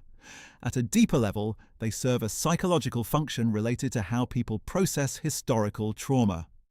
The Holocaust and the Second World War represent such extreme examples of human capacity for organized violence and cruelty that they resist easy psychological assimilation. The story of Hitler's death in the bunker is, in a psychological sense, too small to serve as an adequate conclusion to the story of his crimes. The conspiracy theories, paradoxically, make the story bigger. They extend it, complicate it, suggest that the full accounting has not yet been made. In doing so, they provide a form of psychological satisfaction that the historical facts deny. There is also a more troubling psychological function that some scholars have identified. For those who harbour sympathies with the Nazi ideology, however attenuated or unacknowledged, the survival theories serve as a form of consolation and validation. If Hitler escaped, then the defeat of Nazi Germany was not total. The story is not finished. The ideology persists in its founder, somewhere, somehow. This function is particularly apparent in explicitly neo-Nazi contexts, where the Hitler survival myth takes on a quasi-religious quality, the hidden Führer who will return. The counter-narrative to all of these myths is simply the historical record, pursued with rigor and honesty. The record is clear. It has been examined by some of the finest historians of the 20th century, by forensic scientists using the most advanced available techniques, by intelligence agencies of multiple countries, and by legal authorities in Germany and elsewhere. All of these investigations, operating independently and from different starting points, have reached the same conclusion. Adolf Hitler died in the Führer bunker in Berlin on April 30th, 1945. The physical evidence of his death in the form of dental remains confirms the witness testimony. The witness testimony is consistent, corroborated, and credible. The conspiracy theories are not. The remains themselves, those extraordinary fragments of dental work that survived decades in a Soviet archive, serve as a kind of material testimony to the truth of this conclusion. They are not dramatic. They are not monumental. They are a set of burned and damaged teeth, carefully preserved in a box in Moscow, examined periodically by scientists who confirm what the evidence shows. They are the last physical trace of a man who caused incomprehensible suffering, reduced to their most basic material form, preserved not for any celebratory purpose, but simply as evidence, as proof, as the answer to a question that should never have been in doubt. The story of what happened to Hitler's body is, in the end, a story about evidence and about the political forces that distort our access to it. It is a story about the responsibility of governments to be transparent about historical facts, even when transparency is politically inconvenient. It is a story about the persistence of myth in the face of evidence, and about the human psychological needs that myths serve. And it is a story about the importance of rigorous historical investigation in resisting the corruption of the historical record by political interests and commercial incentives. The soldiers who dug in the Chancellery garden in May 1945, who found the charred remains in the bomb crater, who performed the first forensic examination under shell fire, and in the chaos of a collapsed empire, were doing something essential. They were trying to establish the truth. Their work, complicated and impeded by the political decisions of their superiors, eventually found its way into the historical record through the opening of archives, the testimony of witnesses, and the application of modern forensic science. The truth they found has been confirmed repeatedly and from multiple directions. It is as established as any historical fact can be. Adolf Hitler died on April 30th, 1945. His body was burned, his remains were scattered. A fragment of his dental work survives in Moscow, confirming through the evidence of his own teeth that he died where and when the evidence says he did. That is the end of the story. However, many books and documentaries and internet forums insist on reopening it. The evidence is clear, the witnesses have spoken, the forensic scientists have confirmed. The most destructive man of the 20th century met his end in a concrete bunker beneath the ruins of the city he destroyed. And the attempt to deny this truth serves only those who have an interest in obscuring the lessons that his life and death should teach us. The story has one final chapter, one that brings together many of the threads we have followed through this account. In 2018, when the French forensic team published their analysis of the teeth in the Russian State Archive, they included in their report a discussion of the implications of their findings for the ongoing public debate about Hitler's fate. They noted that the persistence of conspiracy theories about his survival was itself a historical phenomenon worthy of study, and they argued that the function of definitive scientific evidence was not merely to settle academic debates, but to deny oxygen to narratives that, left unchecked, could be used to rehabilitate or minimize the crimes of the Nazi regime. This is an important point. The conspiracy theories about Hitler's survival are not merely harmless entertainment or misguided historical speculation. They form part of a broader cultural ecosystem in which the facts of the Nazi period are contested, minimized, and distorted. The argument that Hitler survived is, implicitly, a challenge to the whole framework of understanding that places responsibility for the Holocaust and the Second World War precisely where it belongs: on Hitler, on the regime he created, and on the ideology he embodied. If Hitler was somehow a different figure than history records, if the story of his death was faked, if the Allied victory was not what it appeared, then perhaps the entire moral and historical verdict on the Nazi period is open to revision. This is the deeper agenda, usually unspoken, that animates the most committed purveyors of the Hitler survival narrative. The best response to this agenda is not silence or dismissal, but engagement. The careful, persistent, evidence-based explanation of what actually happened, why we know it, and what the evidence shows. This is what historians have been doing since Hugh Trevor Roper published his report in 1945.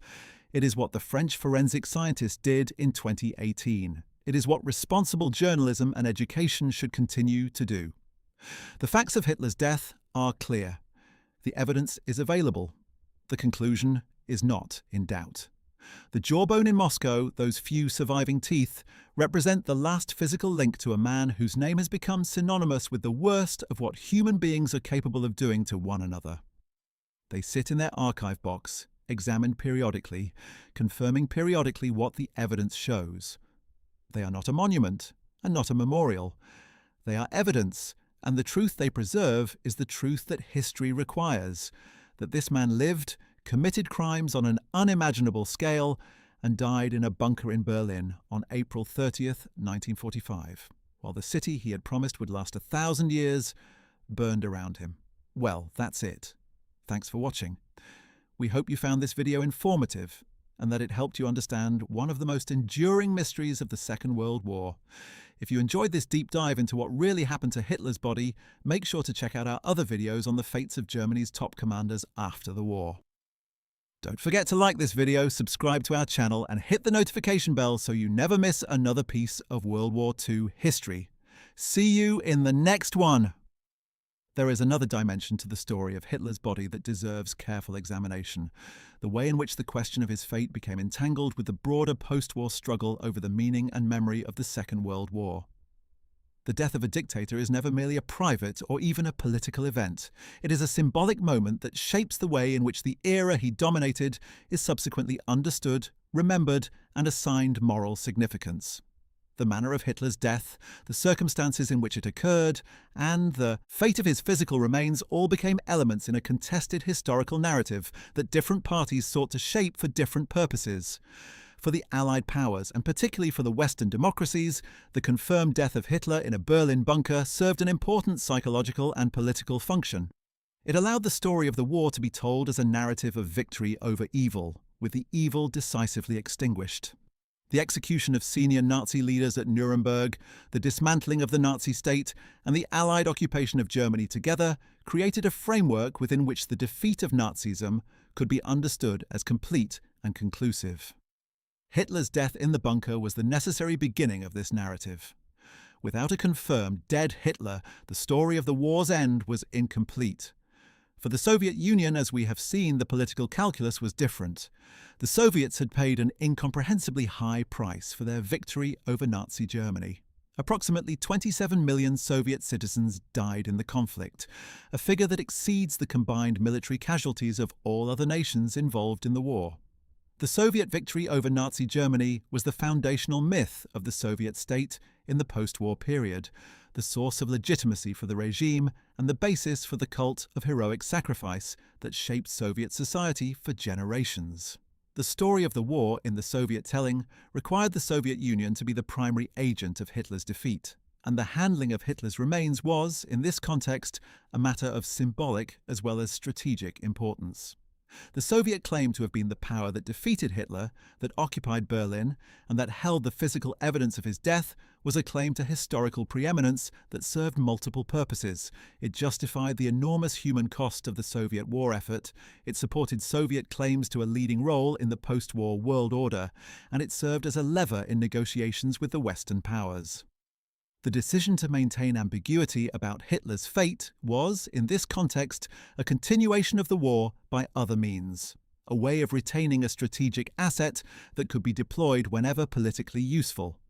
The Western powers, for their part, were in the frustrating position of having strong testimonial evidence for Hitler's death, but no physical evidence they could independently verify.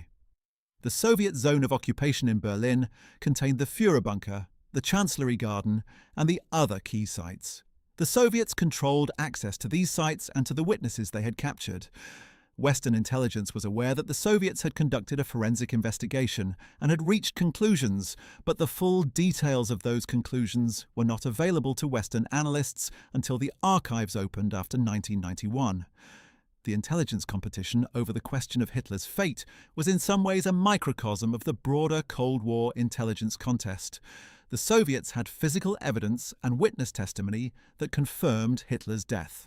The Western powers had witness testimony from people who had been present in the bunker, but no access to physical evidence. Each side made what use it could of what it had. The Western conclusion, based on Trevor Roper's investigation, was clear and public. Hitler was dead. The Soviet position was strategically ambiguous. They neither confirmed nor denied, and periodically hinted that the question was open. This asymmetry had consequences for the public discourse of the Cold War period. In the West, the question of Hitler's death was largely settled, at least in the mainstream of historical and political opinion, within a few years of the war's end. Trevor Roper's book, The Nuremberg Trials Proceedings, and the testimony of numerous witnesses all contributed to a consensus that Hitler had died in the bunker. The conspiracy theories that circulated in the West were primarily a matter of popular entertainment and marginal political discourse rather than serious historical debate. In the Soviet bloc, by contrast, the question was kept officially open. Soviet media and official statements maintained the fiction that Hitler's fate was uncertain. This official uncertainty had effects on how the question was understood throughout the Eastern European countries under Soviet influence, and it created confusion that persisted even after the fall of the Soviet Union in populations that had been exposed to decades of deliberately ambiguous official messaging. The opening of Soviet and Eastern European archives after 1991 was therefore not just an academic event, but a cultural and political one. When Russian archives released materials showing that the Soviets had identified Hitler's body definitively in 1945, this was not just news for historians. It was a revelation that exposed decades of deliberate official misinformation and that required a reassessment of how the Soviet Union had handled one of the most significant historical questions of the post-war period. Russian historians who gained access to the Smersh files were often surprised by the clarity and thoroughness of the original Soviet forensic investigation. The 1945 investigation had been professional and, by the standards of the time, rigorous. The dental identification was solid. The contemporaneous records were detailed and consistent. There was nothing in the original investigation that justified the subsequent decades of official ambiguity. The ambiguity was a political choice, not a reflection of genuine evidentiary uncertainty. Among the most significant documents that emerged from the Russian archives was a detailed autopsy report prepared by the Soviet forensic team in May 1945. This report described the physical characteristics of the remains found in the Chancellery garden, the forensic evidence for identity, and the cause of death. It was a clinical document prepared in the manner of a standard forensic report, and it left little room for interpretation. The remains had been identified through dental comparison with records provided by Heusermann, and the cause of death included both cyanide poisoning and a gunshot wound to the head. The claim made in the 1968 Bezymensky book that the Soviet investigation had found only evidence of cyanide poisoning, with no mention of a gunshot wound, was therefore directly contradicted by the archival records. Bezymensky, who had been given access to selected Soviet materials, had either misread the documents or, more likely, had been directed to omit the gunshot evidence for political reasons. The gunshot wound was important. It confirmed that Hitler had used both methods simultaneously, as multiple witnesses had testified. Bezymensky's omission of this detail was one of the clearest examples of the deliberate distortion of the historical record that characterized Soviet handling of the Hitler death question throughout the Cold War. The significance of the gunshot wound evidence extends beyond the technical question of cause of death. It connects the forensic evidence to the witness testimony in a specific and verifiable way. Multiple witnesses had described seeing the pistol in the room, had described the position of Hitler's head, had described the bloodstain on the sofa. The physical evidence of a gunshot wound corroborated these specific testimonial details in a way that strengthened the overall case considerably. When the forensic evidence and the witness testimony pointed to the same conclusion, reached independently through different means, the combined weight of evidence was overwhelming. The witnesses themselves occupied a complex and contested space in the historical memory of the post-war period. Those who had worked for Hitler in the bunker were, in most cases, not themselves major war criminals.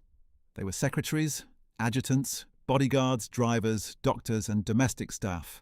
They had served a monstrous regime, but their direct personal involvement in the regime's crimes was generally limited or indirect. They occupied the morally ambiguous territory of those who had been complicit in evil through their proximity to it, rather than through their direct actions. Some of them, like Traudl Junge, engaged deeply with this moral complexity in their later lives. Junge's memoir is a remarkable document of self-examination. She describes how she rationalized her position, how she failed to see or refused to see what should have been obvious, how the psychological pull of Hitler's personality and the normalization of the extraordinary circumstances she inhabited had clouded her judgment. She does not excuse herself, and she is explicit about her conviction that proximity to evil, even without direct participation in it, carries its own moral weight. Others, like Heinz Linger, published straightforward factual accounts of what they had witnessed without engaging extensively with the moral questions their service raised. Linger's memoir is a valuable historical document, but not a work of moral reflection. He describes what he saw and what he did in precise and relatively dispassionate terms, leaving the reader to draw whatever conclusions seem appropriate. This approach is not dishonest, but it is limited, and it reflects the difficulty that many of the bunker witnesses had in finding a language adequate to the experience they were describing. The bunker witnesses as a group were subjected to significant social pressure in post-war Germany. Those who had been in the bunker, who had worked for Hitler personally, existed in a particular zone of social and moral judgment that was different from the broader experience of ordinary Germans who had lived under Nazi rule. They were associated with Hitler in the most direct and personal way possible, and this association was difficult to escape, regardless of their specific actions or beliefs. Some retreated into silence, others into defensive self-justification, and a relative few, like Junge, into genuine reflection and public engagement with the difficult questions their experience raised. The social and psychological experience of the witnesses connects to a broader set of questions about how Germany as a society processed its Nazi past in the post-war decades. The Federal Republic of Germany's approach to this question evolved significantly over time. In the immediate post-war years, the dominant tendency was towards suppression and normalization. The overwhelming majority of Germans had supported or acquiesced in the Nazi regime, and there was powerful social pressure not to examine the past too closely. The Nuremberg trials were welcomed in principle, but were also to some degree experienced as imposed by the victors rather than as something generated by German society's own moral reckoning. The change began in the 1960s, particularly with the Frankfurt Auschwitz trials of 1963 to 1965, which brought detailed evidence of the Holocaust before a German court for the first time. and which shocked many Germans who had claimed ignorance of what had happened in the camps. The generation of young Germans who came of age in the 1960s confronted their parents with questions that the older generation was often unwilling or unable to answer, and this generational confrontation had profound effects on German culture and public discourse. The subsequent decades saw Germany develop what is often held up as a model of historical accountability: public memorials, educational curricula, legal prohibitions on Holocaust denial, and a political culture that took seriously the obligation to remember and acknowledge the crimes of the Nazi period. This development in German society created an interesting context for the ongoing question of Hitler's body. The German cultural and educational approach to the Nazi period was, by the 1980s and 1990s, quite explicit about the historical facts of Hitler's death. He died in the bunker, by his own hand, on April 30th, 1945. German schools taught this. German museums presented this. German public discourse treated it as established historical fact. The conspiracy theories about his survival were, in the German mainstream, generally regarded as products of denial, ignorance, or deliberate bad faith. The contrast between this German mainstream position and the persistence of the survival theories in some international contexts reflects the different relationships that different societies have to the history of the Nazi period.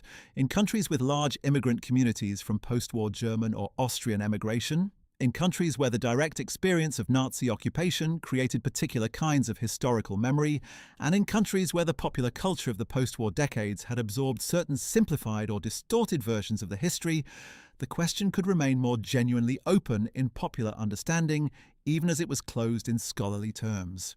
One aspect of the story that is often overlooked in popular accounts is the complexity of the final hours in the bunker after Hitler's death. The period between the suicide at approximately 3:30 in the afternoon of April 30th and the attempted breakout on the night of May 1st was a time of intense and complicated activity in the bunker complex. The question of what to do next, who was in command, what orders should be issued, was not immediately resolved. There was a brief moment of genuine uncertainty about how the machinery of government should proceed. Joseph Goebbels, who remained in the bunker after Hitler's death and who had been named Reich Chancellery in Hitler's final political testament, attempted to negotiate with the Soviet command through intermediaries. He sent General Hans Krebs, who spoke Russian, to the Soviet headquarters on the morning of May 1st to attempt to open negotiations. The Soviets, who were aware that they had essentially won the battle for Berlin, were not interested in negotiation. They demanded unconditional surrender. Krebs returned to the bunker with this news, and the negotiations ended. Later that same day, Goebbels and his wife Magda killed their 6 children and then themselves, choosing death over capture, in a decision that reflected both their ideological commitments and their realistic assessment of what capture by the Soviets would mean. The deaths of the Goebbels children, Helga, Hildegard, Helmut, Holdine, Hedwig and Heidrun, ranging in age from 3 to 12 years old, remains one of the most disturbing episodes of the final days of the bunker. They were killed by their mother, who administered crushed cyanide tablets mixed into their food or drink while they were asleep.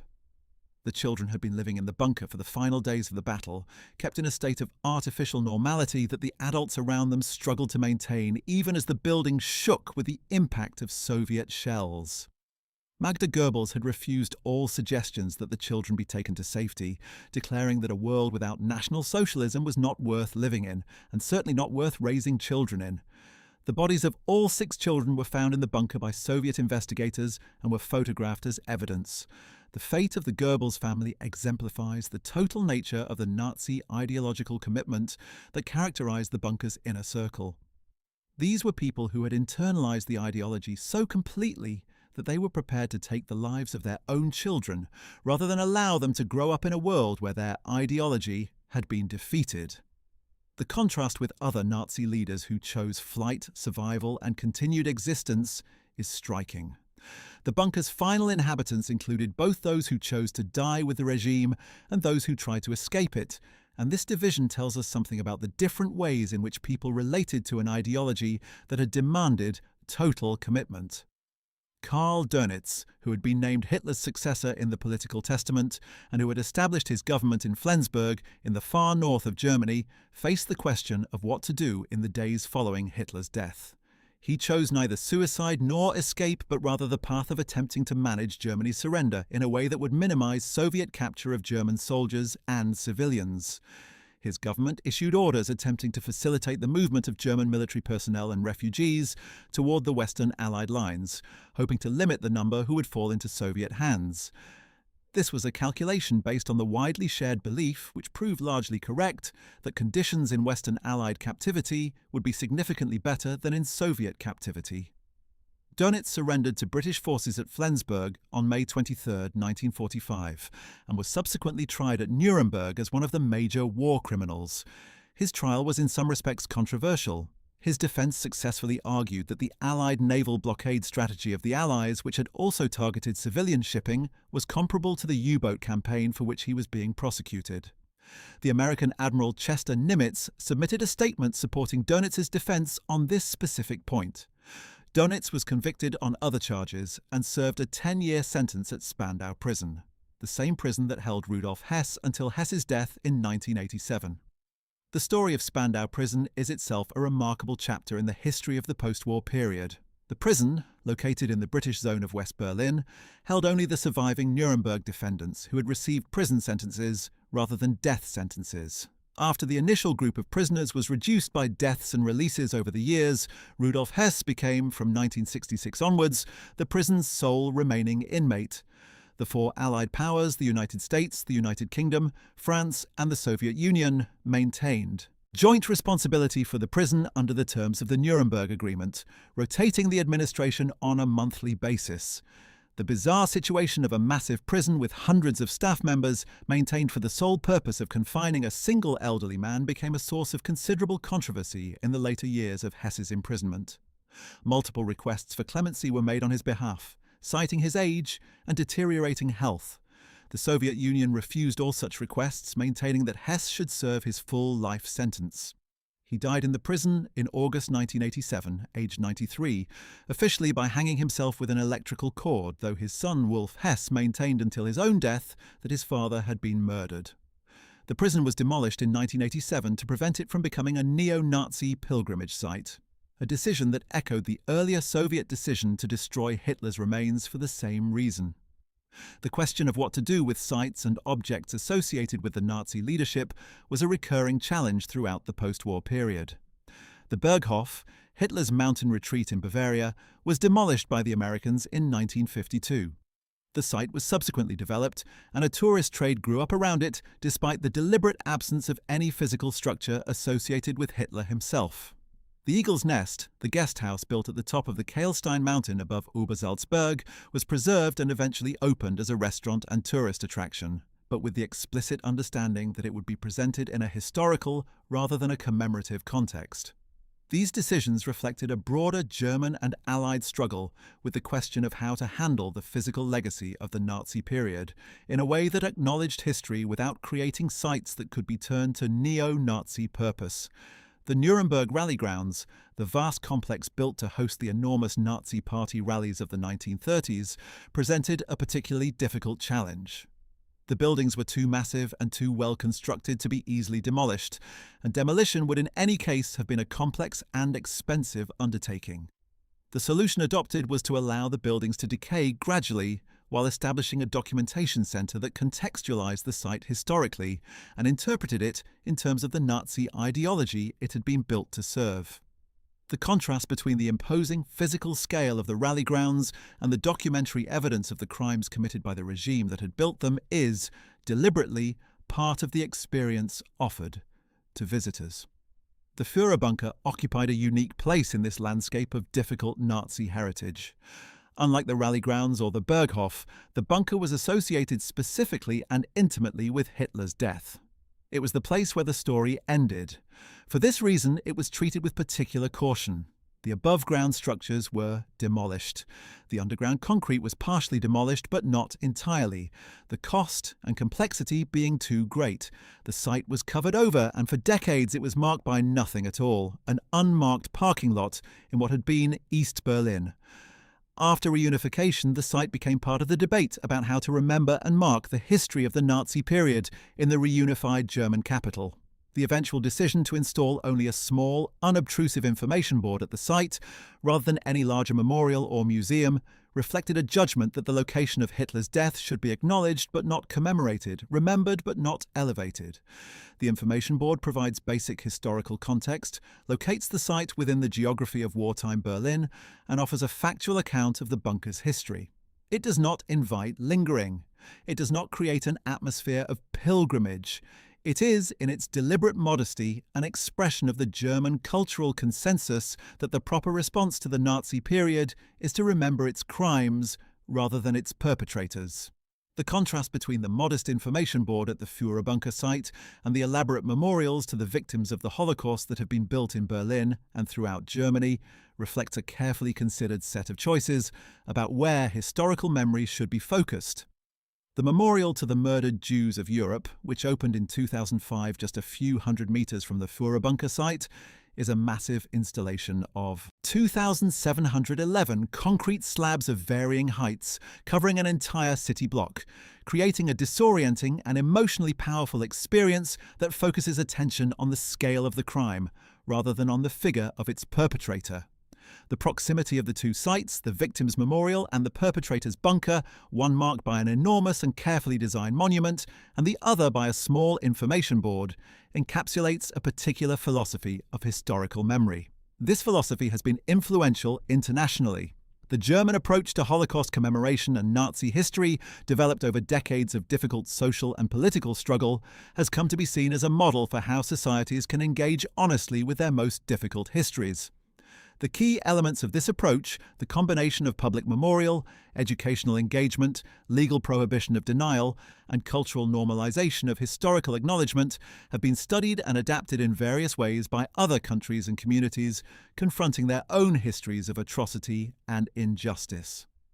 The question of what happened to Hitler's body sits within this broader framework of historical memory and moral reckoning. It is not merely a forensic question or a historical mystery, it is a question about how we relate to the most extreme examples of human capacity for evil, and about what it means to know with certainty that a great evil has ended. The answer that the evidence provides, that Hitler died in a bunker in Berlin on April 30th, 1945, is at once satisfying and unsatisfying. Satisfying because it closes the question definitively. Unsatisfying because the closure it offers cannot match the scale of the crimes it concludes.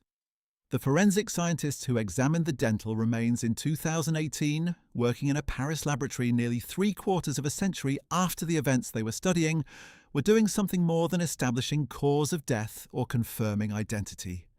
They were performing a kind of final witness, bringing the tools of modern science to bear on a question that had been obscured by politics and myth for decades, and insisting that the historical record be as accurate as the available evidence allows. Their report was not celebrated with the fanfare that might attend a great discovery. It was published in a medical journal and reported in the press as confirmation of what historians had long maintained. But it was important because importance does not always manifest as drama. The teeth in the archive in Moscow represent, in the end, a strange form of historical continuity.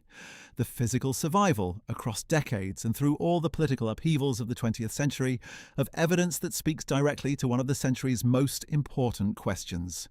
The Soviet decision to preserve this evidence, even as it suppressed the knowledge of what it showed, proved to be historically significant in a way that the suppressors probably did not intend. By keeping the forensic materials rather than destroying them along with the main remains in 1970, the Soviet archivists preserved the possibility of independent verification that eventually came. The truth, it turned out, was waiting in the archive, patient and indestructible, for the moment when it could finally be fully told. Well, that's it. Thanks for watching. We hope you found this comprehensive examination of what happened to Hitler's body both informative and thought-provoking. If you enjoyed this exploration of one of history's most enduring mysteries, make sure to check out our other videos about the fate of Nazi Germany's top military commanders and leaders after World War II. Don't forget to like this video, subscribe to our channel, and hit the notification bell to stay updated on all our WW2 content. We'll see you in the next one. To fully appreciate the significance of what happened to Hitler's body, we should also consider the broader context of how other major figures of the Nazi regime met their ends, because the contrast between Hitler's self-chosen death and the fates of his closest associates illuminates something important about the nature of the regime and the choices made by those who served it. Hermann Göring, who had been Hitler's second-in-command for much of the Third Reich and who had commanded the Luftwaffe, was captured by American forces in May 1945. He surrendered willingly, apparently believing that his status as a senior German official would entitle him to some form of negotiated treatment. He was instead indicted as a major war criminal at Nuremberg. During the trial, Göring proved to be an unexpectedly formidable defender. He was articulate, strategically intelligent, and willing to engage directly with the prosecution's case. His performance in the dock was considered one of the most remarkable of the entire trial, though it did nothing to alter the verdict.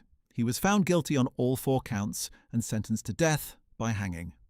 On the night of October 15th, 1946, the evening before his scheduled execution, Göring managed to swallow a cyanide capsule that had been smuggled into his cell. He died at approximately 10:45 in the evening, cheating the gallows as he had apparently been determined to do. The source of the capsule was never definitively established, though various theories implicated American guards, a German doctor, or a German woman who had visited Göring in prison. Göring's body was burned in the same Munich crematorium where some Holocaust victims had been cremated, and his ashes, along with those of the other executed Nuremberg defendants, were scattered into the river Isar. The deliberate choice to prevent any burial site that could become a focus of veneration reflected the same concern that had motivated the Soviet decision about Hitler's remains.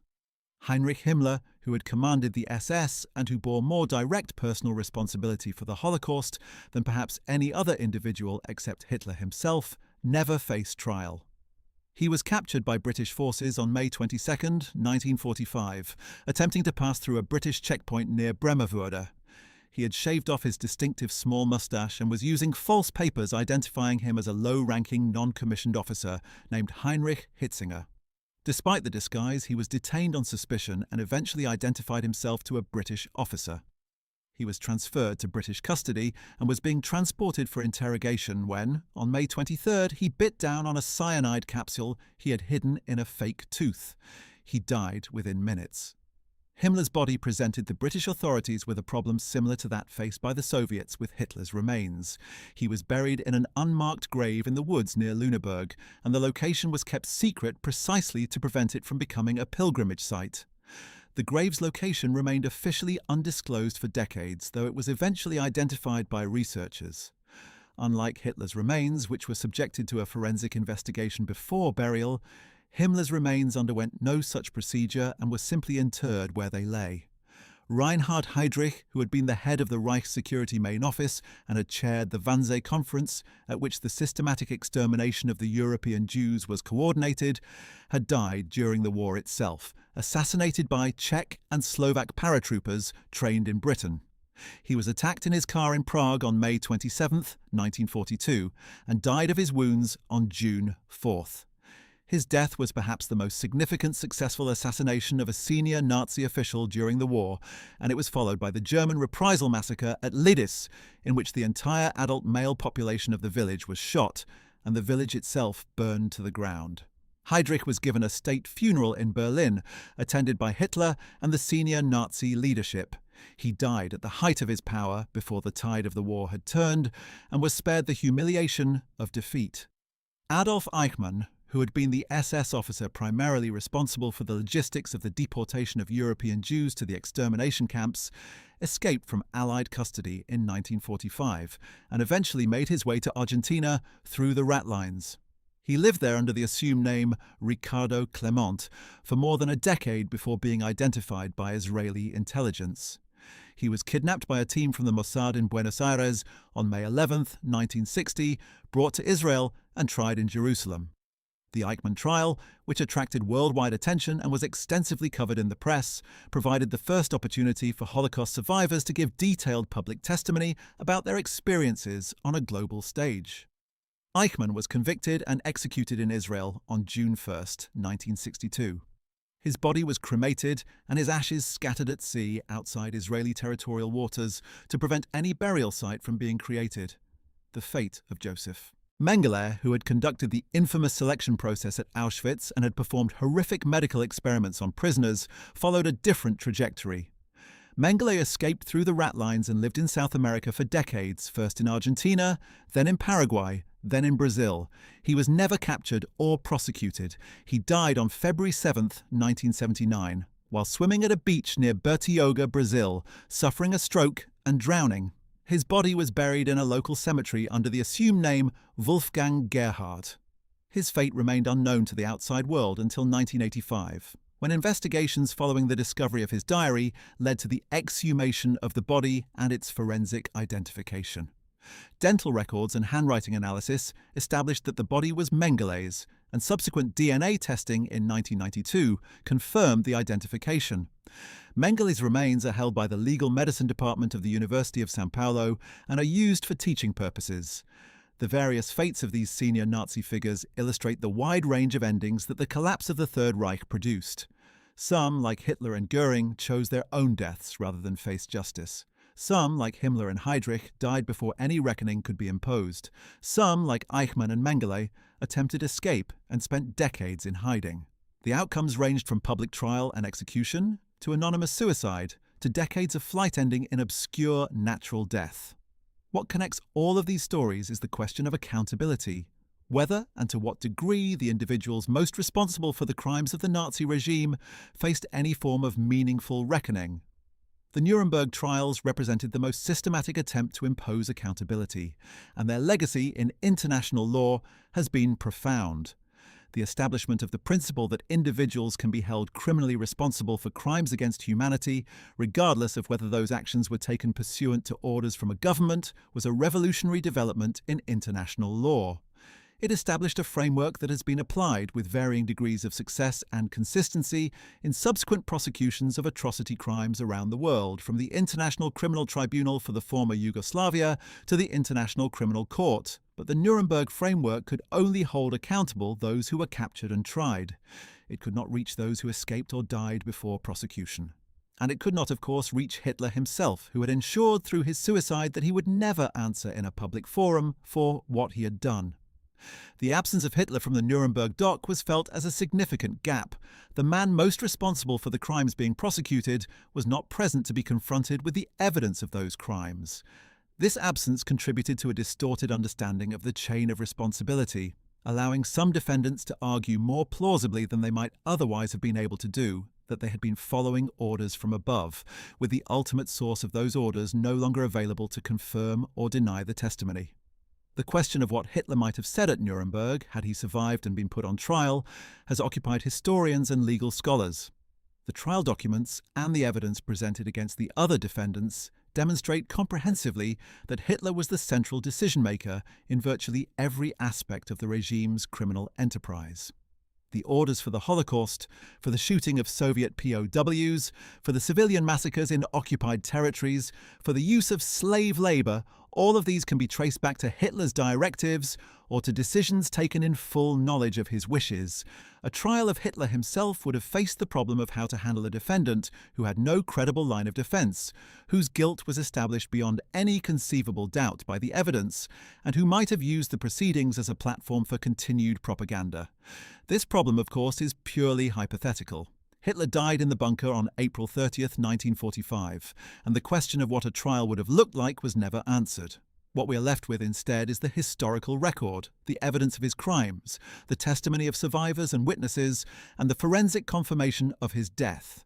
Together, these constitute a form of historical verdict, less dramatic and less immediately satisfying than a trial might have been, but ultimately more durable, because it is built on evidence rather than on the contingencies of legal procedure. The legacy of the question of Hitler's body extends into contemporary politics in ways that are sometimes unexpected. Neo-Nazi and white supremacist movements around the world have used the survival myth as one element of a broader rejection of the historical consensus about the Nazi period. For these movements, the claim that Hitler survived is connected to wider denials of Holocaust history, to claims that the war's outcome was fraudulent or engineered, and to the general project of rehabilitating Nazi ideology by casting doubt on the established historical record. The survival myth in these contexts is not really about the historical question of where Hitler died.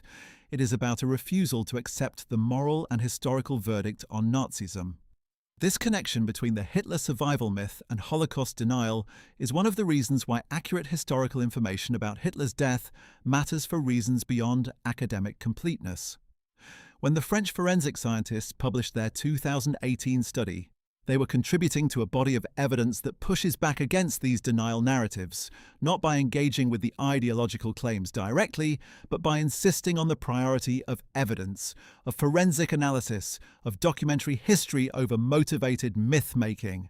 The teeth in the archive are not just evidence about Hitler, they are evidence that evidence matters, that facts cannot be wished away by those who find them inconvenient. The relationship between evidence and myth in this particular historical context raises broader questions about how societies know and remember their own histories. The Nazi period is now more than 80 years in the past. The last surviving witnesses to the events in the Führer bunker, the last people with direct personal knowledge of what happened in that concrete chamber in April 1945, are gone.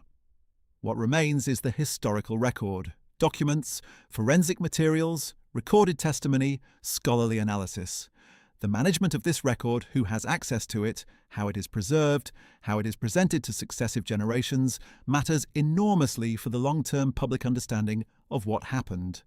The German approach to this challenge, which involves major public investment in memorial sites, educational curricula, archival preservation, and scholarly research, has produced a society that is, in the main, well informed about the history of the Nazi period and committed to ensuring that it is accurately remembered. This does not mean that Germany is free of neo-Nazi sentiment, or that every German has a full and nuanced understanding of the history. It means that the institutional framework for accurate historical memory is strong, and that it has broad public and political support. Other countries that were affected by the Nazi period, whether as victims of occupation, as perpetrators, or as bystanders, have followed different paths with different results. Countries where the history was suppressed or distorted for political reasons during the Cold War have in many cases had more difficulty achieving a clear public understanding of the events. Countries where the history was never a matter of direct national experience have often relied on popular cultural representations, which can be simultaneously powerful and distorting, that substitute dramatic narrative for historical accuracy. The internet has complicated the landscape of historical memory in ways that are still being worked out. The availability of primary source material online, including digitized archives, recorded testimony, and scholarly publications, has in principle made it easier than ever to access accurate historical information about the Nazi period and about what happened to Hitler's body specifically. At the same time, the same platforms that carry this material also carry conspiracy theories, denial content, and various forms of historical distortion, often presented with production values and algorithmic promotion that make them difficult to distinguish from reliable sources.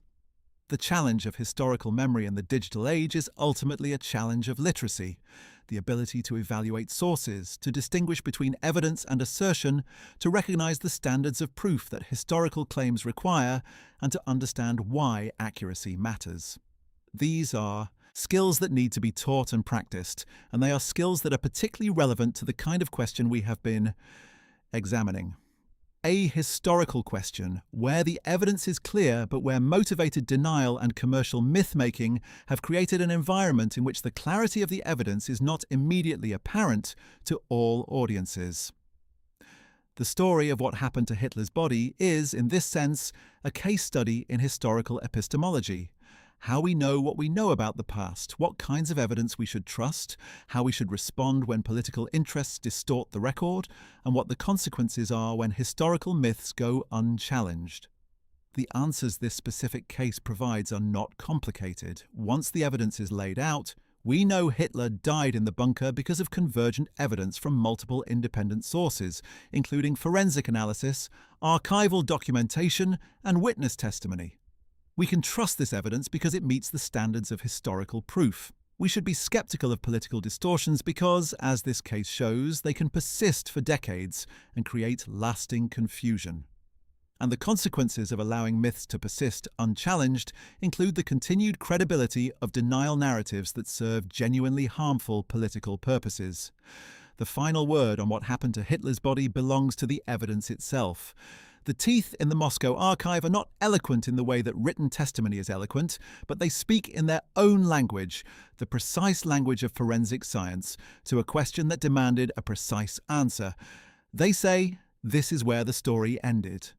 In a bunker, in a destroyed city, on an April afternoon, with the sound of Soviet artillery overhead and the smell of burning in the air, the man who had set the world on fire put a gun to his head and ended himself. His body burned in a shallow crater in a wrecked garden. His remains were scattered on the orders of the political system that had defeated him. And what was left, a handful of teeth preserved in an archive, confirmed, when science finally had the chance to examine them, what the witnesses had said from the beginning. The mystery was never really a mystery. It was a political choice dressed up as a mystery, maintained by those with an interest in maintaining it, and eventually dissolved by the patient persistence of evidence. That is the full story of what happened to Hitler's body. It is not a comfortable story, and it is not a story with a satisfying resolution in the sense that justice demands. But it is the true story, confirmed by everything the evidence has to offer, and that, in the end, is what history owes to those who were destroyed by the man whose teeth now rest in an archive in Moscow. Well, that is it for today. Thank you so much for watching this in-depth exploration of one of the most fascinating and important questions in modern history. We hope you came away with a clearer understanding of what really happened to Hitler's body, how the mystery was sustained for so long, and why the truth matters. If you enjoyed this video, please make sure to check out our other videos about the fates of Germany's top generals and field marshals after World War II, and our video on what happened to the children of Nazi leaders. As always, don't forget to like this video, subscribe to our channel, and hit the notification bell so you never miss another piece of World War II history. See you in the next one.